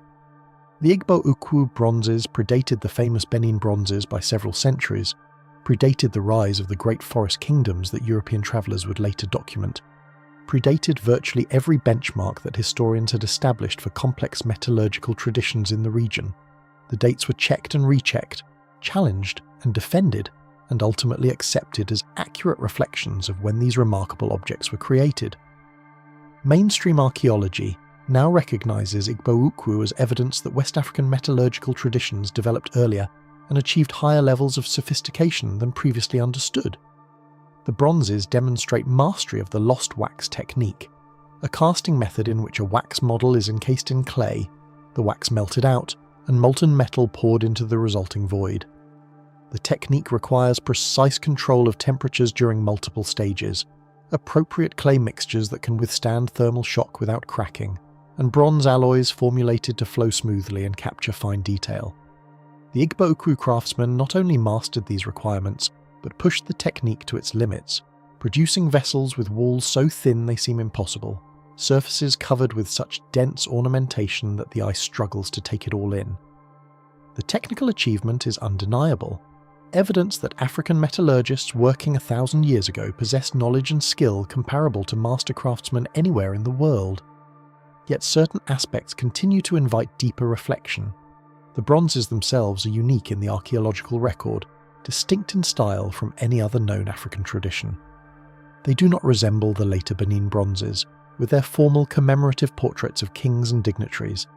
They do not share characteristics with the If bronzes, those naturalistic heads that emerge from another Nigerian centre several centuries later. The Igbo-Ukwu style appears fully formed, without clear antecedents or descendants, a tradition that flourished brilliantly and then seems to vanish from the archaeological record as completely as the Tichit urban tradition disappeared from the Saharan margins. Where did the knowledge come from? The lost wax technique requires generations to perfect, yet no earlier examples of Igbo-Ukwu style casting have been found. No developmental sequence that might trace the tradition from simple beginnings to the extraordinary sophistication of the 9th century pieces. Did the technique arise locally, developed by Igbo craftsmen who experimented and refined their methods over centuries that left no surviving evidence? Did it arrive from elsewhere, carried by traders or migrants who brought knowledge accumulated in other regions? Or does the apparent lack of antecedents simply reflect the incompleteness of the archaeological record? The likelihood that earlier pieces were melted down, lost, or remain buried in locations that have never been investigated. The composition of the bronze itself presents additional puzzles. True bronze requires tin, a metal that is not locally available in the Igbo-Ukwu region. The nearest tin sources lie hundreds of kilometres to the north, on the Yos Plateau, suggesting trade networks capable of moving specialised materials over considerable distances. Some analyses of the Igbo-Ukwu bronzes have revealed the presence of lead in proportions that vary between pieces, suggesting either experimentation with alloy compositions or access to multiple metal sources whose contributions were combined in different ways. The precise recipes used by the 9th century craftsmen remain uncertain, their knowledge of metal properties lost along with the techniques they employed. Modern metallurgists examining the pieces have noted characteristics that suggest familiarity with alloy behaviour that would typically require extensive experimentation to develop, an understanding of how different metal combinations would affect colour, hardness, and casting properties. Was this knowledge accumulated locally over centuries that left no other trace? Was it transmitted from elsewhere by processes that cannot be reconstructed? The questions outpace the evidence available to answer them. The context of the Igbo-Ukwu finds raises its own mysteries. The burial chamber contained not a skeleton, but the impression of a body, the bones having decayed completely in the acidic soil, while the bronze ornaments that adorned the figure remained intact. From the position and arrangement of the surviving artifacts, archaeologists have reconstructed a figure seated on a stool, wearing a bronze crown, holding a bronze fan, surrounded by regalia that proclaimed status of the highest order. Who was this person? What role did they play in the society that created such elaborate equipment for their burial? The Igbo people of the region have maintained traditions of a priest-king figure called the Ezenuri, a spiritual leader whose authority derived from religious rather than military power, whose role centred on ritual purification and the sanctification of title-taking among the Igbo communities. Some scholars have suggested that the Igbo-Ukwu burial represents an early Ezenuri, evidence that the institution extends back more than a millennium.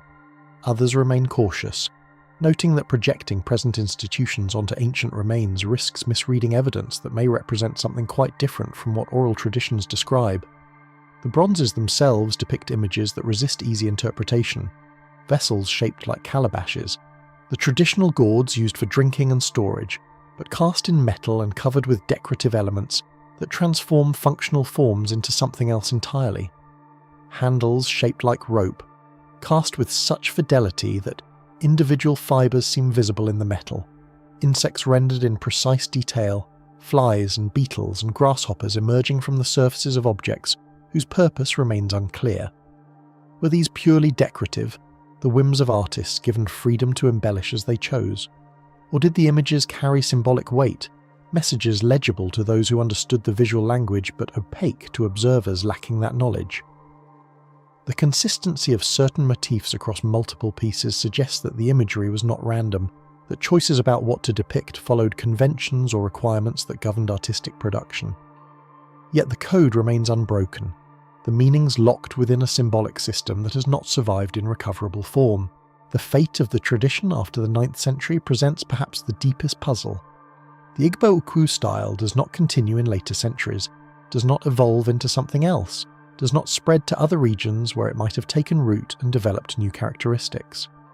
The bronzes stand alone in time and space, a peak of achievement with no visible path leading up to it, and no descent into derivative traditions afterward.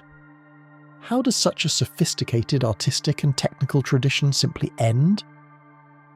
The people who created these works must have trained apprentices, must have passed knowledge from master to student in the time-honoured way that craft traditions perpetuate themselves. Yet no subsequent generation produced works in the same style. No later pieces show the influence of the 9th century achievement. Did catastrophe strike, warfare or disease or famine that disrupted the social structures supporting specialised craft production? Did the metal sources that supplied the raw materials become inaccessible, cutting off the craftsmen from the essential ingredients of their art? Did changes in religious practice or political organisation eliminate the demand for the ceremonial objects that had sustained the tradition? The silence of the archaeological record offers no answers, only the fact of the tradition's apparent disappearance. Standing before the Igbo-Ukwu bronzes in the museums where they now reside, one cannot help but sense the weight of what has been lost. These objects represent not merely artistic achievement, but accumulated knowledge, generations of experimentation and refinement, a tradition of teaching and learning that transformed raw metal into forms of startling beauty. The craftsmen who created them understood their materials at a level that modern analysis struggles to reconstruct, possessed skills that their descendants could not maintain or chose not to continue. The bronzes themselves survive, imperishable records of what human hands once accomplished, but the knowledge that made them possible has vanished as completely as the Tichit urban tradition or the astronomical calculations of Nabta Playa. The ground has given up the objects, it keeps the secrets of how they were made. From the forests of southeastern Nigeria, our journey carries us northward and eastward once more, crossing the Sahel and ascending the highlands of the Horn of Africa, where one of the ancient world's most ambitious architectural traditions left monuments that still dominate the landscape. The stelae of Aksum rise from Ethiopian soil like frozen flames, their carved surfaces weathered by centuries but their forms still proclaiming the ambitions of the kingdom that raised them. These towering granite monoliths represent the largest single stones ever quarried and erected in the ancient world, achievements of engineering that equal or exceed anything accomplished in Egypt or Rome during the same period. The kingdom of Aksum flourished from roughly the 1st century BCE through the 7th century CE, a civilization that controlled vital trade routes connecting the Mediterranean world with the Indian Ocean, that minted its own coinage in gold, silver and bronze, that adopted Christianity in the 4th century and developed distinctive architectural and artistic traditions that would influence Ethiopian culture for millennia to come. At the height of its power, Aksum was recognized by outside observers as one of the great powers of the ancient world, mentioned in the same breath as Rome, Persia, and China by the 3rd century Persian writer Mani. Yet the stelae that still stand at the kingdom's ceremonial centre predate the Christian period, belonging to an earlier phase when Aksumite religion followed different patterns and royal ideology found expression in monuments of unprecedented scale. The largest of the Aksumite stelae, now fallen and broken, once stood approximately 33 metres tall, a single piece of granite weighing an estimated 520 tons. To put this in perspective, the largest stones in the Great Pyramid weigh roughly 80 tons, and the largest monoliths at Stonehenge reach perhaps 40 tons.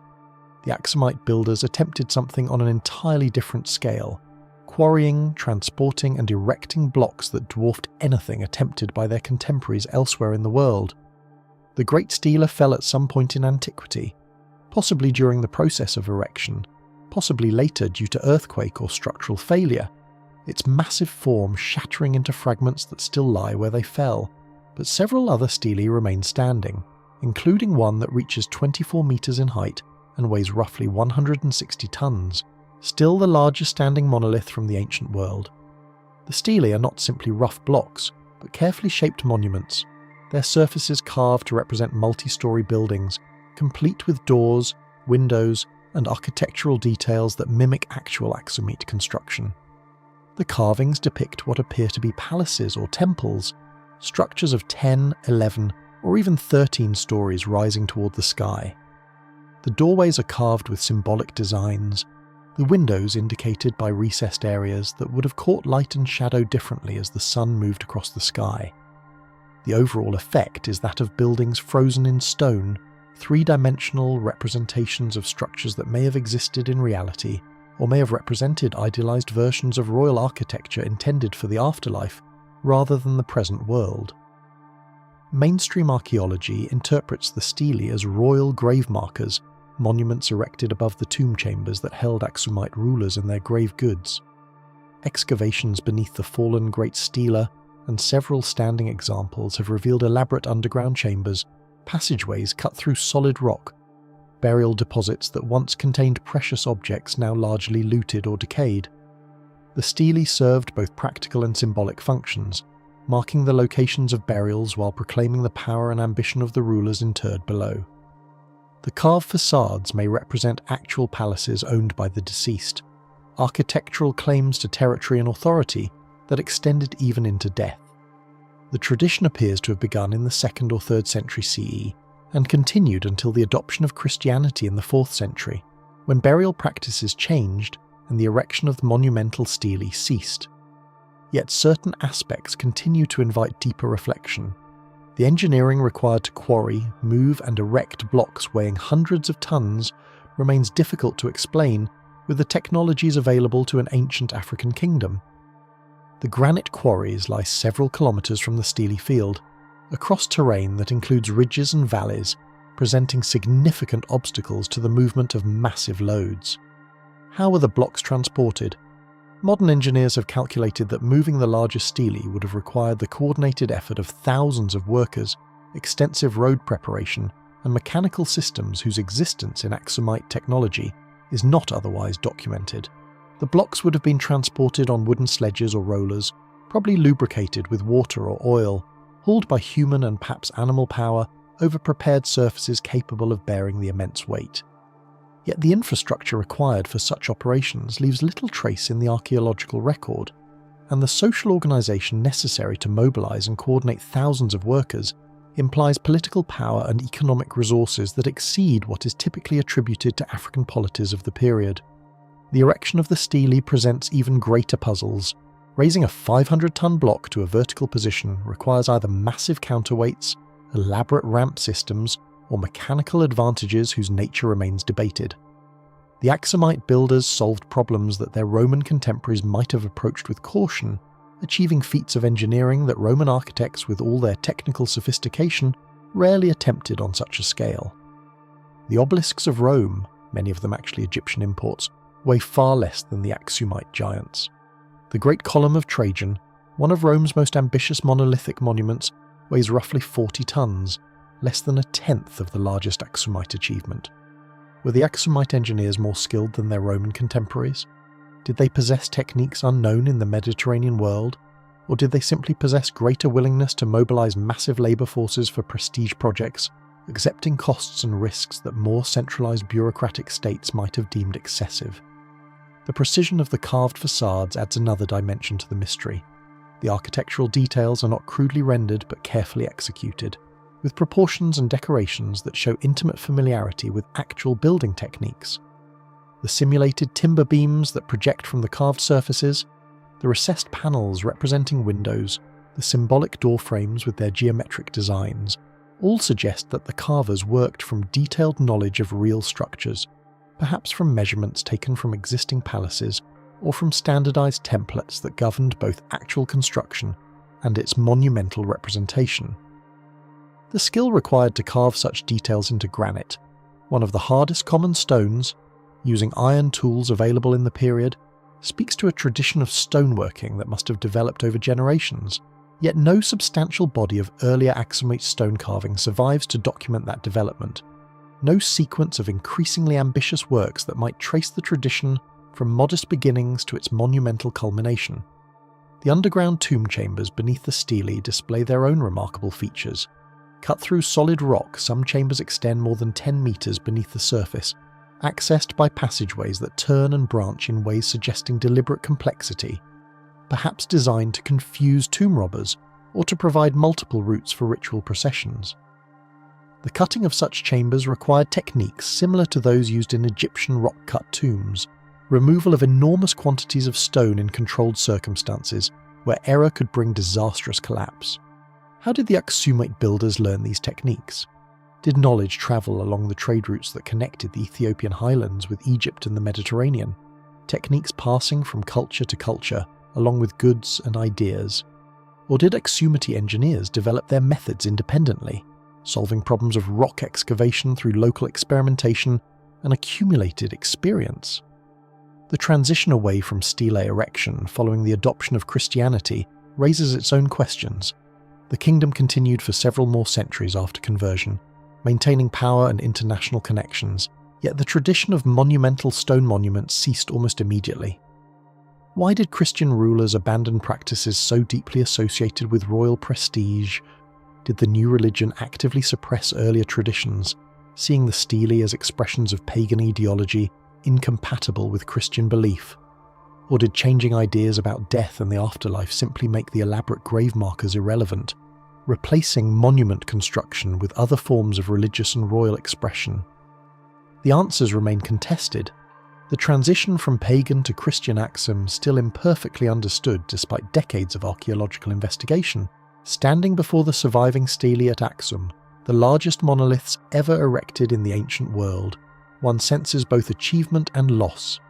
These monuments proclaim ambition on a scale that transcended the practical, that transformed entire hillsides into statements of royal power, that challenged the limits of what human effort could accomplish with pre-industrial technology. The builders who raised them understood engineering at a level we struggle to reconstruct, possessed knowledge of quarrying and transport and erection that died with them, leaving only the monuments themselves as evidence of what was once possible.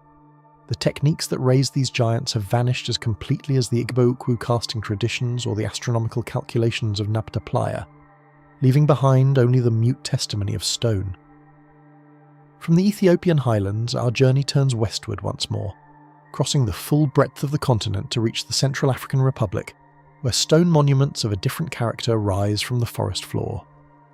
The megaliths of Buar stand in scattered groups across a region stretching more than 100 kilometres, their forms simpler than the shaped stelae of Aksum, but their meaning equally mysterious. These are crude stone pillars and arranged boulders, some standing alone, others grouped in circles or alignments, their surfaces uncarved but their placement clearly deliberate, the work of human hands arranging heavy stones according to patterns that must have held significance now lost. The megaliths of Baar emerge from landscapes where the savanna meets the forest edge, where tall grasses give way to scattered trees and the red laterite earth shows through, in patches where rain has washed away softer soil. Here, in a region rarely visited by outsiders and virtually unknown to the wider world, stand monuments that challenge assumptions about the development of complex societies in Central Africa. The stones themselves are nothing like the precisely shaped pillars of Aksum or the carefully fitted walls of Great Zimbabwe. They are rough, unworked boulders and standing pillars of laterite, some barely rising to knee height, others reaching 2 meters or more above the ground. Their surfaces bear no carvings, no inscriptions, no decorative elements that might hint at the beliefs of those who placed them. Yet their arrangement speaks unmistakably of intentionality, of communities organising labour and thought around the construction of monuments that serve purposes we can only guess at through the fog of millennia. The first systematic documentation of the Boer megaliths came in the 1960s and 70s, when French archaeologist Pierre Vidal conducted surveys that revealed the astonishing extent of the phenomenon.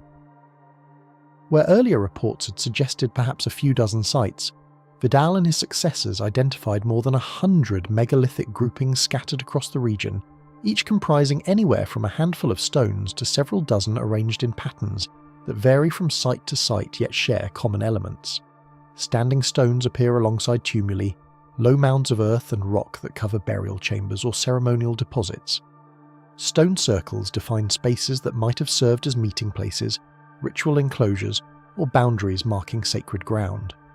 Alignments of pillars march across hillsides in rows whose purpose remains entirely unclear, neither pointing toward obvious astronomical targets nor following topographical features that might explain their orientation. Radiocarbon dating of materials associated with the megaliths has produced results that startle those accustomed to thinking of megalithic construction as primarily a Neolithic European phenomenon. The earliest dates cluster around 5,000 years ago, roughly contemporary with the later phases of Stonehenge construction, and considerably earlier than many of the standing stone traditions documented across Europe. Some researchers have proposed even earlier origins, suggesting that the megalithic tradition in this region might extend back 6,000 years or more, though such early dates remain contested and require additional confirmation. What seems clear is that the people of this region were erecting stone monuments at a time when much of sub-Saharan Africa was undergoing profound transformations, when agricultural practices were spreading, when new technologies were emerging, when the foundations of later societies were being laid in ways we're only beginning to understand. The function of the Boer megaliths has generated considerable debate among the handful of scholars who have studied them. The association between standing stones and burial mounds suggest a commemorative purpose, markers for the dead that might have served to maintain connections between living communities and their ancestors. Yet the scale of the phenomenon, the sheer number of sites spread across such a vast region, suggests something more than individual or family memorials.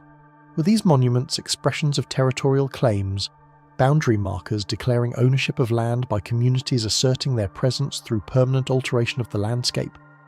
Did they serve astronomical or calendrical functions, their alignments tracking celestial events that governed agricultural cycles or ritual timing? Were they gathering places for dispersed populations, focal points where scattered communities could come together for ceremonies, markets, or political assemblies? The difficulty of answering such questions stems partly from the lack of written records, partly from the limited archaeological investigation the sites have received, and partly from the apparent discontinuity between the megalith builders and later populations of the region. Unlike Great Zimbabwe, where Shona traditions maintain connections to the site's past, or the Dogon, whose oral traditions preserve knowledge extending back centuries, the people currently living near the Boer megaliths possess no clear traditions explaining who built the monuments or why. The stones have been present on the landscape for longer than memory reaches, their meaning lost in the same fog that obscures so much of Central African prehistory. Local communities treat the sites with varying degrees of reverence or avoidance, some viewing them as places of spiritual significance where offerings might be made, others as simply features of the natural landscape, as unremarkable as the trees or rivers that share the territory. The construction techniques employed at Boer differ markedly from the engineering sophistication evident at sites like Aksum or Great Zimbabwe. The builders did not quarry stone from distant sources or shape their materials with precision tools. Instead, they gathered local laterite, a stone formed through weathering of iron-rich soils under tropical conditions, selecting naturally occurring pillars and boulders that could be moved and erected with the labour available to pre-industrial communities. Yet even this seemingly modest technology required organisation and effort that should not be underestimated. The largest stones at Boer weigh several tons, masses that could not be moved by individuals or even small family groups. Their erection required coordinated labour, planning, and some method of leverage or counterweight that allowed stones to be raised from horizontal to vertical position without the sophisticated ramps and rollers employed by builders working with truly massive monoliths. The spatial distribution of megalithic sites across the region reveals patterns that hint at social organisation we cannot directly observe. Sites cluster in certain areas while remaining absent from others, with seemingly similar characteristics, suggesting that megalith construction was practiced by specific communities rather than universally adopted across the region. The variation in site complexity, from simple single stones to elaborate multi-component arrangements, might reflect differences in community size, wealth, or social organisation, with more elaborate sites representing the efforts of larger or more prosperous groups. Or such variation might reflect changes through time, with simpler sites representing early phases of the tradition, and more complex arrangements developing as the practice evolved over generations.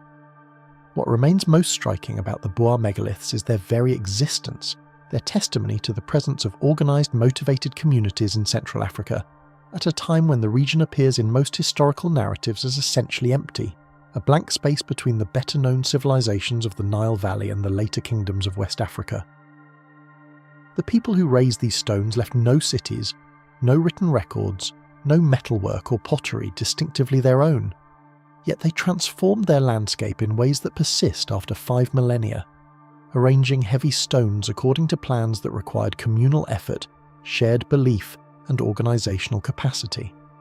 The megaliths stand as silent witnesses to societies whose complexity we have consistently underestimated, whose achievements have been overlooked because they do not match the markers of civilization that European observers expected to find. The questions multiply the longer one contemplates these monuments. Why did the tradition begin when it did, emerging apparently without precedent in the archaeological record? What beliefs or social pressures motivated communities to invest labour in constructing permanent stone monuments, rather than in other forms of expression or commemoration? Why did the tradition eventually end, the practice of erecting stones ceasing at some point that remains poorly defined? Did the megalith building societies continue in some transformed form, their descendants abandoning stone construction while maintaining other aspects of their culture? Or did these communities disappear entirely, displaced or absorbed by incoming populations whose different traditions left no room for the erection of standing stones? The archaeological evidence remains too sparse, the research too limited to answer such questions with confidence. The Boer megaliths stand at the edge of knowledge, monuments to forgotten societies whose full story may never be recovered from the silence of passing centuries. Our journey continues eastward now, crossing the continent once more toward the lands that would become Nigeria, where monuments of a different sort challenge assumptions about the architectural heritage of sub-Saharan Africa. The Nsude pyramids rise from the landscape near the town of Nsude in Enugu State, their stepped forms evoking comparisons that scholars have long debated and that popular imagination has seized upon with enthusiasm that sometimes outstrips evidence. These are not the massive stone structures of Egypt or Mesoamerica, not constructions built to endure for millennia through the sheer mass and permanence of their materials. Instead, they are clay structures, built from the same earth that surrounds them, rising in stepped tiers that narrow toward the summit, creating silhouettes unmistakably pyramidal against the Nigerian sky. The Nsude pyramids were documented by colonial-era anthropologists and archaeologists, their forms and functions recorded in ethnographic accounts that provide valuable context often absent for more ancient sites. These were sacred structures erected by the Igbo people, specifically by communities who followed traditions associated with the deity Allah, the earth goddess who occupied a central place in traditional Igbo religion. The pyramids served as shrines, focal points for worship and offerings, their stepped forms representing the cosmic connection between earth and sky, between the human realm and the spiritual powers that governed existence. Their construction was not the work of ancient lost civilizations, but of communities documented in historical times, peoples whose descendants still live in the region and whose traditions, though altered by colonialism and Christianity, retain connections to the beliefs that motivated pyramid construction. Yet the existence of pyramidal architecture in sub-Saharan Africa, built by peoples with no known contact with Egypt or Mesoamerica, raises questions about independent invention, about the tendency of human minds to arrive at similar solutions to similar problems, regardless of cultural context. The pyramid form appears again and again across human history, from the ziggurats of Mesopotamia to the temple mounds of the Mississippi Valley, from the stupas of Buddhist Asia to the stepped platforms of Polynesian sacred sites. Does this convergence reflect shared ancestry, some deep memory carried by migrating populations from a common origin?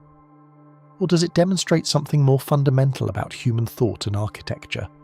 A natural progression from simple mound to stepped platform to pointed summit that emerges independently wherever communities begin constructing monumental earthworks? The Nsude pyramids themselves were built of sun-dried clay, their surfaces smoothed and shaped with care but vulnerable to the same weathering that eventually reclaims all earthen structures. Most have eroded significantly or disappeared entirely since their documentation in the early 20th century, their forms preserved primarily in photographs and written descriptions rather than in the physical monuments themselves. This impermanence distinguishes them from the stone pyramids of other traditions, suggests a different relationship between permanence in sacred architecture than that which motivated Egyptian or Mesoamerican builders. The communities who constructed the Nsude pyramids did not seek to create monuments for eternity, but structures that would serve their purposes for generations, requiring periodic renewal and reconstruction as the clay weathered and the forms degraded. The sacred resided not in the permanent monument but in the act of construction, in the ongoing relationship between community and deity that monument building expressed and reinforced.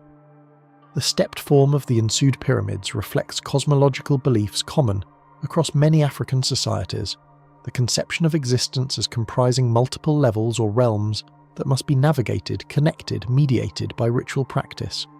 The pyramid rising from earth towards sky represents the journey of the spirit, the connection between the physical world and the realm of ancestors and deities, the aspiration of humanity toward transcendence. Its steps mark stages of that journey, transitions between states of being that the worshipper must acknowledge and traverse in approaching the sacred. Such symbolism appears in various forms across the continent, from the layered shrines of West African religions to the cosmic pillars of Dogon belief, suggesting underlying patterns of thought that gave rise to similar architectural expressions, even in the absence of direct cultural contact. The dating of the Nsude pyramid tradition remains somewhat uncertain. The ethnographic accounts describing practices that could have begun decades or centuries before European documentation, without leaving traces that archaeologists might date through conventional methods. Clay structures that are periodically reconstructed do not accumulate the stratified deposits that allow precise chronological placement, their renewal erasing evidence of their own history. What seems clear is that pyramidal architecture in this region predates colonial contact, representing indigenous development rather than influence from European or other external sources. Whether similar traditions existed in earlier periods, whether the documented pyramids represent the continuation of practices extending back centuries or millennia, remains a question that current evidence cannot definitively answer. The broader significance of the Nsude pyramids lies in what they reveal about architectural diversity within Africa, about the range of monumental forms that African peoples developed for sacred and commemorative purposes. The narrative of African history has too often emphasized absence, the supposed lack of monumental architecture, written traditions, complex social organization that European observers used to justify colonial exploitation and racist ideology. Sites like Nsude challenge such narratives not through claiming equivalence with Egyptian pyramids or European cathedrals, but through demonstrating the variety of ways that African societies expressed their beliefs and organized their communities. The clay pyramids are different from stone monuments, designed for different purposes, embodying different relationships between permanence, renewal, and the sacred. Their difference does not represent deficiency, but diversity, the richness of human cultural expression across the varied landscapes and societies of a vast continent. From the earthen forms of Nsude, our attention turns to discoveries that lie hidden beneath the surface, evidence of technological achievement preserved in the soil across thousands of kilometers. The iron furnaces of the Bantu expansion represent one of the most significant technological stories in African history, yet one that remains largely unknown outside specialist circles. Across the forests and savannas of Central and Southern Africa, archaeologists have uncovered the remains of iron smelting installations that document a tradition extending back more than 2,000 years, furnaces whose sophistication challenges assumptions about the development of metallurgical technology and whose distribution traces one of the great population movements in human history. The Bantu expansion refers to the spread of Bantu-speaking peoples from a homeland in the region of modern Cameroon and Nigeria across the central, eastern, and southern portions of the African continent, a migration that unfolded over more than a millennium and that fundamentally transformed the cultural and linguistic landscape of half a continent. The expansion carried not only language but technology, particularly the knowledge of iron smelting that gave Bantu-speaking farmers advantages in clearing forest, cultivating crops, and defending themselves against neighbouring populations. The furnaces they built, the techniques they employed, the organisation of production they developed, constitute a technological tradition of remarkable scope and persistence. The earliest iron smelting in Africa, south of the Sahara, dates to at least the first millennium before the Common Era, with some researchers proposing even earlier origins that remain contested. What seems increasingly clear is that iron technology in sub-Saharan Africa developed independently of Mediterranean or Near Eastern traditions, emerging from local experimentation with the rich iron ores available across much of the continent. The slag heaps and furnace remains that archaeologists have identified number in the thousands, representing an industry that produced iron on scales difficult to fully grasp. Individual smelting sites sometimes contain debris suggesting production over centuries, generation after generation returning to locations where the conditions for successful smelting had been established. The furnaces themselves display remarkable variety, their forms adapted to local conditions, available materials, and accumulated technical knowledge. Some are tall shaft furnaces, cylindrical structures rising a metre or more above ground level, into which ore and charcoal were loaded from the top, while air was forced through openings at the base. Others are bowl furnaces, shallow depressions in the earth where smaller quantities of ore were processed with simpler technology. Still others are elaborate installations combining multiple smelting chambers, sophisticated air supply systems, and specialized facilities for the various stages of iron production from raw ore to finished metal. The variation in furnace design across regions and periods reflects ongoing innovation, smiths and smelters experimenting with modifications that might improve yield, reduce fuel consumption, or allow the processing of different ore types. The temperatures required for iron smelting exceed those achievable in simple open fires, requiring carefully designed furnaces that concentrate heat through controlled airflow and insulation. African smelters achieve temperatures of 1200 degrees Celsius or higher, sustained for extended periods, while maintaining the reducing atmosphere necessary for iron to separate from its ore. The chemistry of such processes was understood empirically rather than theoretically, knowledge passed from master to apprentice through observation and practice rather than written formulae or explicit scientific explanation. Yet the practical understanding was profound, allowing smelters to predict and control chemical reactions they could not have described in terms that modern metallurgists would recognize. The organization of iron production in many African societies involved complex ritual dimensions that colonial observers often dismissed as superstition, but that recent scholarship has recognized as integral to the technology itself. Smelting was frequently accompanied by rituals intended to ensure success, to propitiate spiritual forces associated with fire and transformation, to protect workers from the dangers inherent in handling molten metal and intense heat.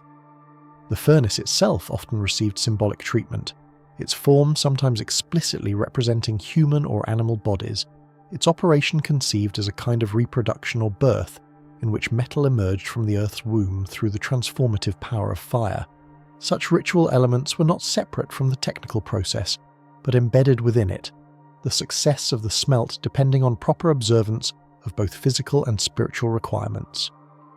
The products of African iron smelting varied from utilitarian tools and weapons to specialized items of ritual or prestige significance. Hoes and axes cleared forest for agriculture, enabling the cultivation of crops that supported growing populations. Spear points and arrowheads provided advantages in hunting and warfare, shifting balances of power between iron-using and non-iron-using communities. Smaller items like needles and fishhooks improved efficiency in countless daily tasks, while larger products like machetes and swords combined practical utility with symbolic weight. The smith who produced such items occupied a distinctive social position, respected for essential skills yet often viewed with ambivalence, the power to transform or into metal-carrying associations with dangerous forces that required careful management. The spread of iron technology accompanied the Bantu expansion across the continent. The two processes so intertwined that separating cause from effect becomes impossible. Did iron technology enable the expansion, giving Bantu-speaking farmers advantages in clearing land, producing food, and defending territory that allowed them to displace or absorb existing populations? Or did population growth and migration carry iron technology to new regions, the technology spreading as a consequence of demographic movement rather than causing it? Most likely the relationship was recursive, technological capability enabling expansion that brought technology to new peoples who adopted and modified it according to local conditions. The furnaces scattered across Central and Southern Africa represent nodes in this feedback loop, evidence of communities establishing iron production in region after region over the course of more than a millennium. The dating of iron working sites across the Bantu expansion zone has produced a complex picture that continues to generate scholarly debate.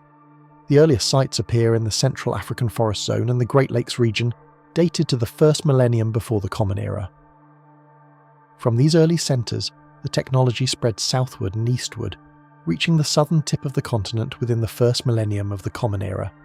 Yet the pattern is not one of simple diffusion from a single source, not a wave spreading outward at uniform speed. Instead, the evidence suggests multiple streams of transmission, periods of rapid advance followed by consolidation, regional innovations that modified basic techniques in ways that created distinctive local traditions.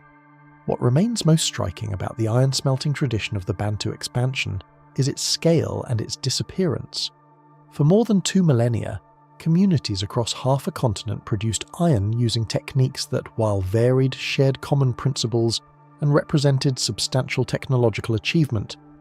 The furnaces they built, the knowledge they accumulated, the social and ritual structures they developed around production constituted a technological complex as sophisticated in its own terms as any pre-industrial metallurgy. Yet this tradition has largely vanished, replaced by imported iron and steel products that rendered local production economically unviable during the colonial period. The last practitioners of traditional smelting died without passing their knowledge to successors. The furnaces fell silent and decayed. The slag heaps became archaeological features rather than evidence of living industry. The loss of this tradition represents more than the disappearance of obsolete technology. Embedded in the smelting process was knowledge accumulated over 2,000 years, understanding of ore types, fuel characteristics, furnace design, temperature control that represented substantial intellectual achievement. The ritual elements, too, have largely disappeared, the cosmological frameworks that gave meaning to metallurgical transformation losing relevance as the technology that anchored them ceased to be practiced. Here again we encounter the pattern that recurs throughout our journey, knowledge that flourished for centuries or millennia vanishing within a few generations, expertise that seemed permanent proving fragile in the face of changing circumstances. The buried furnaces across Central and Southern Africa stand as monuments to forgotten skill, their rusted remains the only testimony to industries that once sustained millions. Night falls now across the African continent, darkness spreading from east to west as the sun completes another journey across the sky. In the fading light, the monuments we have visited take on different aspects, their shadows lengthening, their forms becoming less distinct against the dimming landscape. The walls of Great Zimbabwe merge into the surrounding hills, their carefully fitted stones indistinguishable from natural outcroppings in the deepening gloom.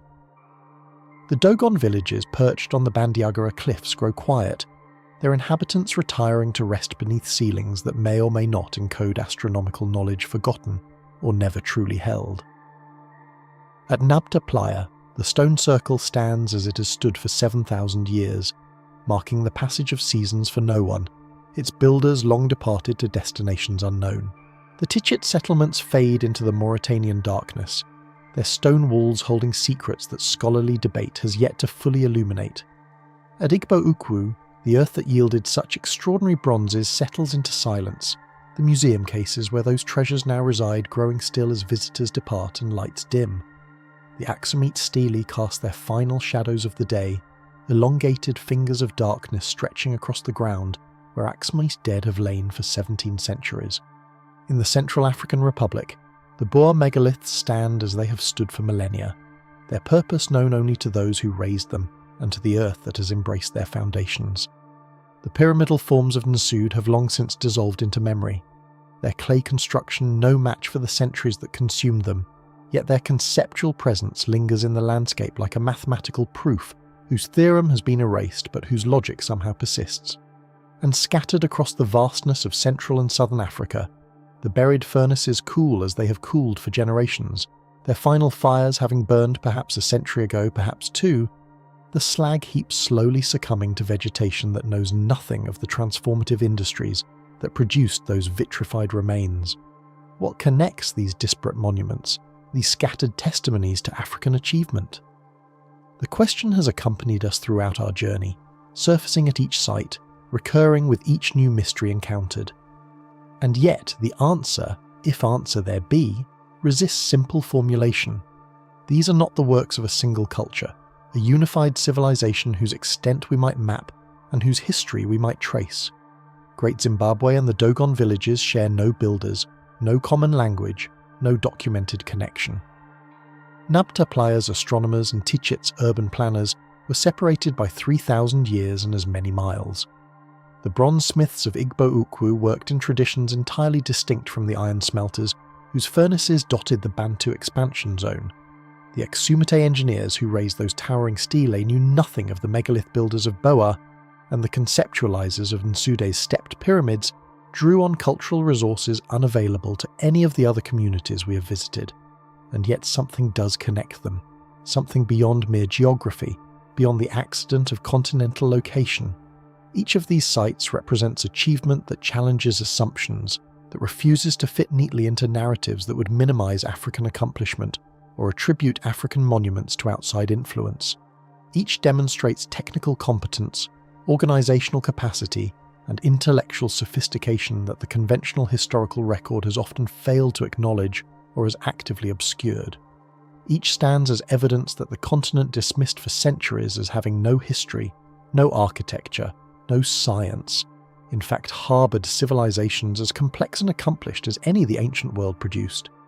The walls of Great Zimbabwe alone should have dispelled such misconceptions, their million-dressed stones speaking eloquently of the societies that raised them. Yet dismissal proved remarkably persistent. The attribution of African monuments to Phoenician traders, or lost Israelites, or any source other than African peoples themselves, continuing long after the evidence for local construction had become overwhelming. This pattern of denial, this reflexive attribution of African achievement to outside influence, forms a shadow history that accompanies the actual history of these sites. Understanding why these monuments astonish requires understanding not only what they are, but how they have been perceived, misperceived, and deliberately misconstrued by those whose ideological commitments prevented them from seeing what stood before their eyes. Consider how differently these same monuments might have been received had they been discovered on European soil. Imagine Great Zimbabwe transported to the English countryside, its walls and towers rising amid green hills rather than African bush. Would Victorian archaeologists have attributed its construction to wandering Africans? Would scholars have debated for decades whether Europeans could have built such structures? The questions answer themselves. A Great Zimbabwe in Wiltshire would have been celebrated as evidence of native British genius, its construction techniques lauded, its builders honoured. Only its actual location in southern Africa rendered it problematic, made it a mystery requiring external explanation rather than a monument celebrating local achievement. The same applies to each site we have visited. The Dogon's astronomical knowledge, whether inherited from ancient traditions or acquired through more recent contact, represents genuine intellectual engagement with the cosmos, a community's effort to understand the universe and humanity's place within it. The stone circles of Nabta Playa, had they been found in Mesopotamia or the Mediterranean, would have been hailed as evidence of early scientific thinking, of astronomical sophistication predating anything known from the ancient Near East. Instead, their location in the Egyptian Western Desert ensured decades of relative obscurity, their significance only slowly gaining recognition as scholarship caught up with evidence. Tichit's urban settlements, predating the better-known cities of the Sahel by a millennium and a half, languished in archaeological limbo while far later foundations elsewhere received intensive study and generous interpretation. Igbo-Ukwu's bronzes, technically superior to much contemporaneous European metalwork, were initially met with disbelief, scholars questioning whether Africans could have produced such objects and suggesting they must have been imported from abroad. The Aksum stelae, despite being among the largest single stones ever raised by human hands, receive a fraction of the attention devoted to Egyptian obelisks or Greek columns. The Boer megaliths remain largely unknown outside specialist circles, their existence barely registered in broader discussions of megalithic culture. Nsude's pyramids have vanished not only physically, but from historical consciousness, mentioned briefly in colonial accounts and then forgotten for decades. And the iron furnaces of the Bantu expansion, representing one of the largest and most consequential technological systems in human history, have only recently begun to receive the scholarly attention their significance warrants. This pattern of neglect and dismissal is itself part of the mystery these sites present. How has knowledge been lost not once but twice? First in the decline of the cultures that created these monuments, and again in the failure of later scholars to recognise and credit what those cultures achieved. The furnaces cooled, the cities emptied, the knowledge of construction and metallurgy and astronomy faded from living memory as the societies that had developed and transmitted that knowledge transformed or disappeared. But then, when evidence of that knowledge came to light, when archaeologists uncovered the furnaces and mapped the cities and studied the stelae, a second forgetting occurred, a motivated blindness that refused to see what the evidence clearly showed. We cannot fully understand these monuments without reckoning with this history of misperception. The mystery they present is compounded by the mystery of why their achievement was denied, why evidence was explained away, why the simplest interpretation, that Africans built African monuments using African techniques developed through African ingenuity, was the last interpretation many scholars were willing to accept. This second mystery, the mystery of misperception, parallels the first, the mystery of lost knowledge. In both cases, understanding that should have persisted failed to persist. In both cases, evidence that should have spoken clearly was somehow silenced or ignored. And in both cases, recovery has been slow, partial and ongoing, the full significance of what these sites represent still emerging into scholarly and public awareness. Yet recovery is occurring. The monuments are being studied with fresh eyes and improved techniques. The dating methods that produce such confusion at early excavations have been refined, allowing more precise placement of these sites within chronological frameworks. The ideological filters that distorted earlier interpretation have been identified and, if not entirely removed, at least rendered visible, their influence on scholarship now a subject of critical examination.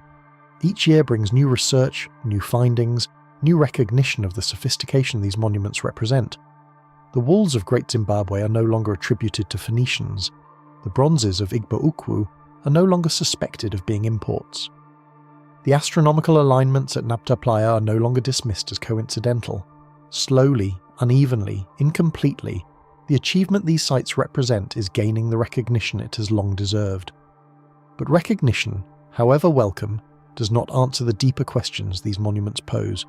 How were the walls of Great Zimbabwe constructed with such precision, using no mortar and no metal tools? The question stands regardless of whether we attribute the achievement to local builders or foreign interlopers. The achievement itself, the technical competence it represents, requires explanation. How did the Dogon acquire their astronomical knowledge, and what does that knowledge mean within their cultural system? Whether inherited from ancient Egypt or developed independently, or acquired through colonial-era contact, the integration of that knowledge into Dogon culture remains remarkable, a testament to intellectual engagement with cosmic questions that transcends the debate over origins. How did the communities at Nabta Playa develop their astronomical calendar 7,000 years ago? And what happened to them when the desert dried and made their home uninhabitable? The stones remain, silent witnesses to vanished lives, their testimony requiring interpretation that goes beyond simple acknowledgement of their existence. These questions have no final answers, no solutions that close the inquiry and render further investigation unnecessary. The monuments invite speculation precisely because they resist definitive explanation. We know that Great Zimbabwe was built by the ancestors of the Shona people, but we do not know exactly how those builders achieved their famous precision, what scaffolding they used, what social organisation allowed such mobilisation of labour, what cultural meanings the walls encoded. We know that Igbo-Ukwu was the work of the Nuri kingdom or its predecessors, but we do not know where they acquired the techniques that produce such extraordinary bronzes, how they discovered the lost wax process, why the quality of their work exceeds what would follow for centuries. We know that the Aksum stelae were carved and raised by the power of that kingdom, but we do not know exactly how a single stone weighing over 500 tons was transported, erected and installed over a burial chamber without the massive block crushing the chamber it was meant to mark. The knowledge that would answer these questions has been lost, diffused into history, dissipated like morning mist under a strengthening sun. The builders knew, the smiths knew, the astronomers and engineers and ritual specialists knew. Their knowledge was embedded in practice, passed through apprenticeship, encoded in traditions that seemed permanent but proved fragile. When the societies that sustained those traditions changed or disappeared, the knowledge went with them, leaving only the monuments as evidence that such knowledge had once existed. This loss is not unique to Africa. The same pattern appears wherever we look in the ancient world. The Egyptians who built the pyramids at Giza left no construction manuals, no detailed accounts of how they mobilized labor and raised stones that would challenge modern engineering. The Romans who developed their remarkable concrete left recipes so vague that modern researchers have spent decades trying to replicate their formula. The Greeks who built the Parthenon achieved optical refinements, whose purpose and execution remain subjects of scholarly debate. Knowledge vanishes. Techniques that seem essential prove ephemeral. The greatest achievements of past cultures persist as objects, as monuments, as artifacts, but the understanding that created them often does not survive the cultures that developed it, And yet the African case carries additional weight, additional significance, because the loss here has been compounded by denial. The Egyptian pyramids, however mysterious their construction, have never lacked for celebrants, never wanted for scholars eager to explain and extol them. The Roman concrete has been studied intensively, its rediscovery treated as a scientific quest of major importance. The Parthenon's refinements are discussed in every architecture course, their subtlety offered as evidence of Greek genius. But the achievements we have visited on our journey, achievements no less remarkable in their own terms, have struggled for recognition, fought for scholarly attention, been dismissed and denied and attributed to anyone other than those who actually created them. This double loss, of knowledge and of credit, lends particular poignancy to the monuments scattered across Africa. They are not merely mysterious. They are mysteriously unacknowledged, their significance requiring repeated demonstration, their place in human history continually contested. Even now, even as scholarship improves and recognition grows, the default assumption in popular imagination often remains that Africa contributed little to human civilization, that the continent was a passive recipient of influences from elsewhere rather than an active generator of its own cultural achievements. The monuments we have visited stand as rebuke to this assumption, silent but eloquent testimony to what the continent produced when left to its own devices, to the civilizations that flourished before outside contact and the knowledge that developed through indigenous innovation. The night deepens now, the stars emerging one by one above the African landscape. Perhaps the Dogon watch these stars with knowing eyes, recognizing patterns their ancestors named and stories their elders told. Perhaps at Nabta Playa the stone circle catches starlight as it has caught starlight for 7,000 years, its alignment still accurate even as the stars themselves have shifted slightly in their courses over the millennia. Somewhere, in a museum case or a private collection, or buried still beneath the surface of the earth, the bronzes of Igbo-Ukwu gleam with the same luster they possessed when they were created 11 centuries ago. Their craftsmanship undimmed by the passage of time. The walls of Great Zimbabwe still stand, will stand for centuries more, their fitted stones resisting the elements that have crumbled lesser constructions across the continent. The stelae of Aksum continue their patient vigil over the dead, the largest among them fallen but still present, still bearing witness to the ambition that raised it and the catastrophe that brought it down. These monuments ask nothing of us. They do not require our understanding to persist. They have survived millennia of neglect, centuries of misattribution, decades of ideological distortion. They will survive our ignorance as they survived the ignorance of those who came before us. The walls will stand whether or not we understand how they were built. The bronzes will gleam whether or not we appreciate the skill that created them. The stelae will mark the Aksumite dead whether or not we honour their memory. The stones of Nabta Playa will continue their eternal alignment whether or not we recognise the astronomical knowledge they encode. But we are diminished by our failure to understand, impoverished by our neglect. Every monument whose construction we cannot explain, every technique whose principles we have not recovered, every tradition whose meaning we have not preserved, represents a loss not to the past but to the present. The knowledge that built Great Zimbabwe might inform our own building practices. The metallurgical understanding that produced Igbo-Ukwu's bronzes might contribute to our own material science. The astronomical insights encoded at Nabta Playa might illuminate our own understanding of how early humans conceived their relationship to the cosmos. What has been lost is lost not merely to history, but to us, to the living present that might have benefited from the accumulated wisdom of those who came before. And so we end our journey where we began, with questions rather than answers, with mysteries that invite continued inquiry, rather than solutions that close the book. The monuments we have visited do not yield their secrets easily. They demand patience, humility, the willingness to sit with uncertainty and resist the temptation to impose premature explanations. They reward sustained attention with glimpses of understanding, moments when the fog of time seems briefly to lift, and we catch sight of the minds that conceived them, the hands that built them, the communities that gave them meaning. But those glimpses are partial, fragmentary, always incomplete. The full truth of these places eludes us, as it has eluded all who came after their builders departed.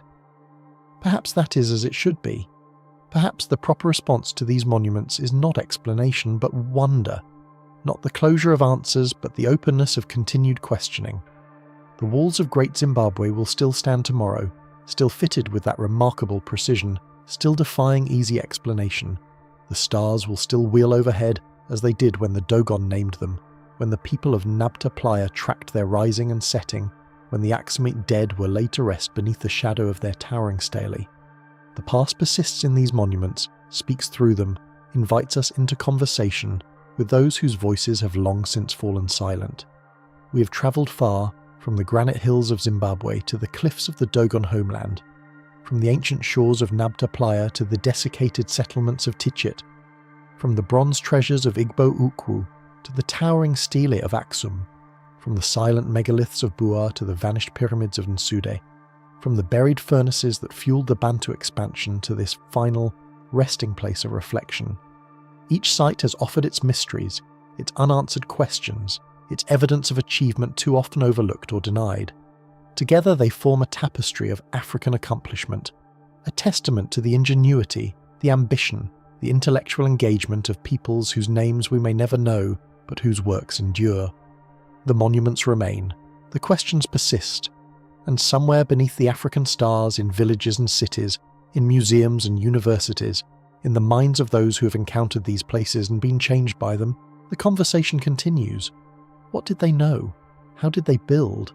What meanings did they encode in stone and bronze and carefully aligned megaliths? What knowledge vanished with them, and what fragments might yet be recovered? These questions are our inheritance from the builders, the metallurgists, the astronomers who came before. In asking them, we honour those who created these monuments. In continuing to ask, we keep faith with the dead and with the living, with the past that shaped us and the future that awaits our own contributions to the long human story. Let the monuments speak, let the mysteries stand, and let those who would understand approach with patience, with humility, with the recognition that some questions may never find their final answers, and that the asking itself is a form of understanding, a gesture of respect toward all that has been lost and all that still endures. The night is long, the stars are bright, and somewhere in the darkness the walls of Great Zimbabwe still stand, patient and enduring, waiting for those who would seek to understand. Rest now with these ancient places, these keepers of forgotten knowledge, these silent witnesses to human achievement in all its fragility and all its resilience. The journey ends, but the mystery continues, as vast and deep and inexhaustible as the African continent itself, as old as the stones, and as young as the next question that rises unbidden in a wondering mind.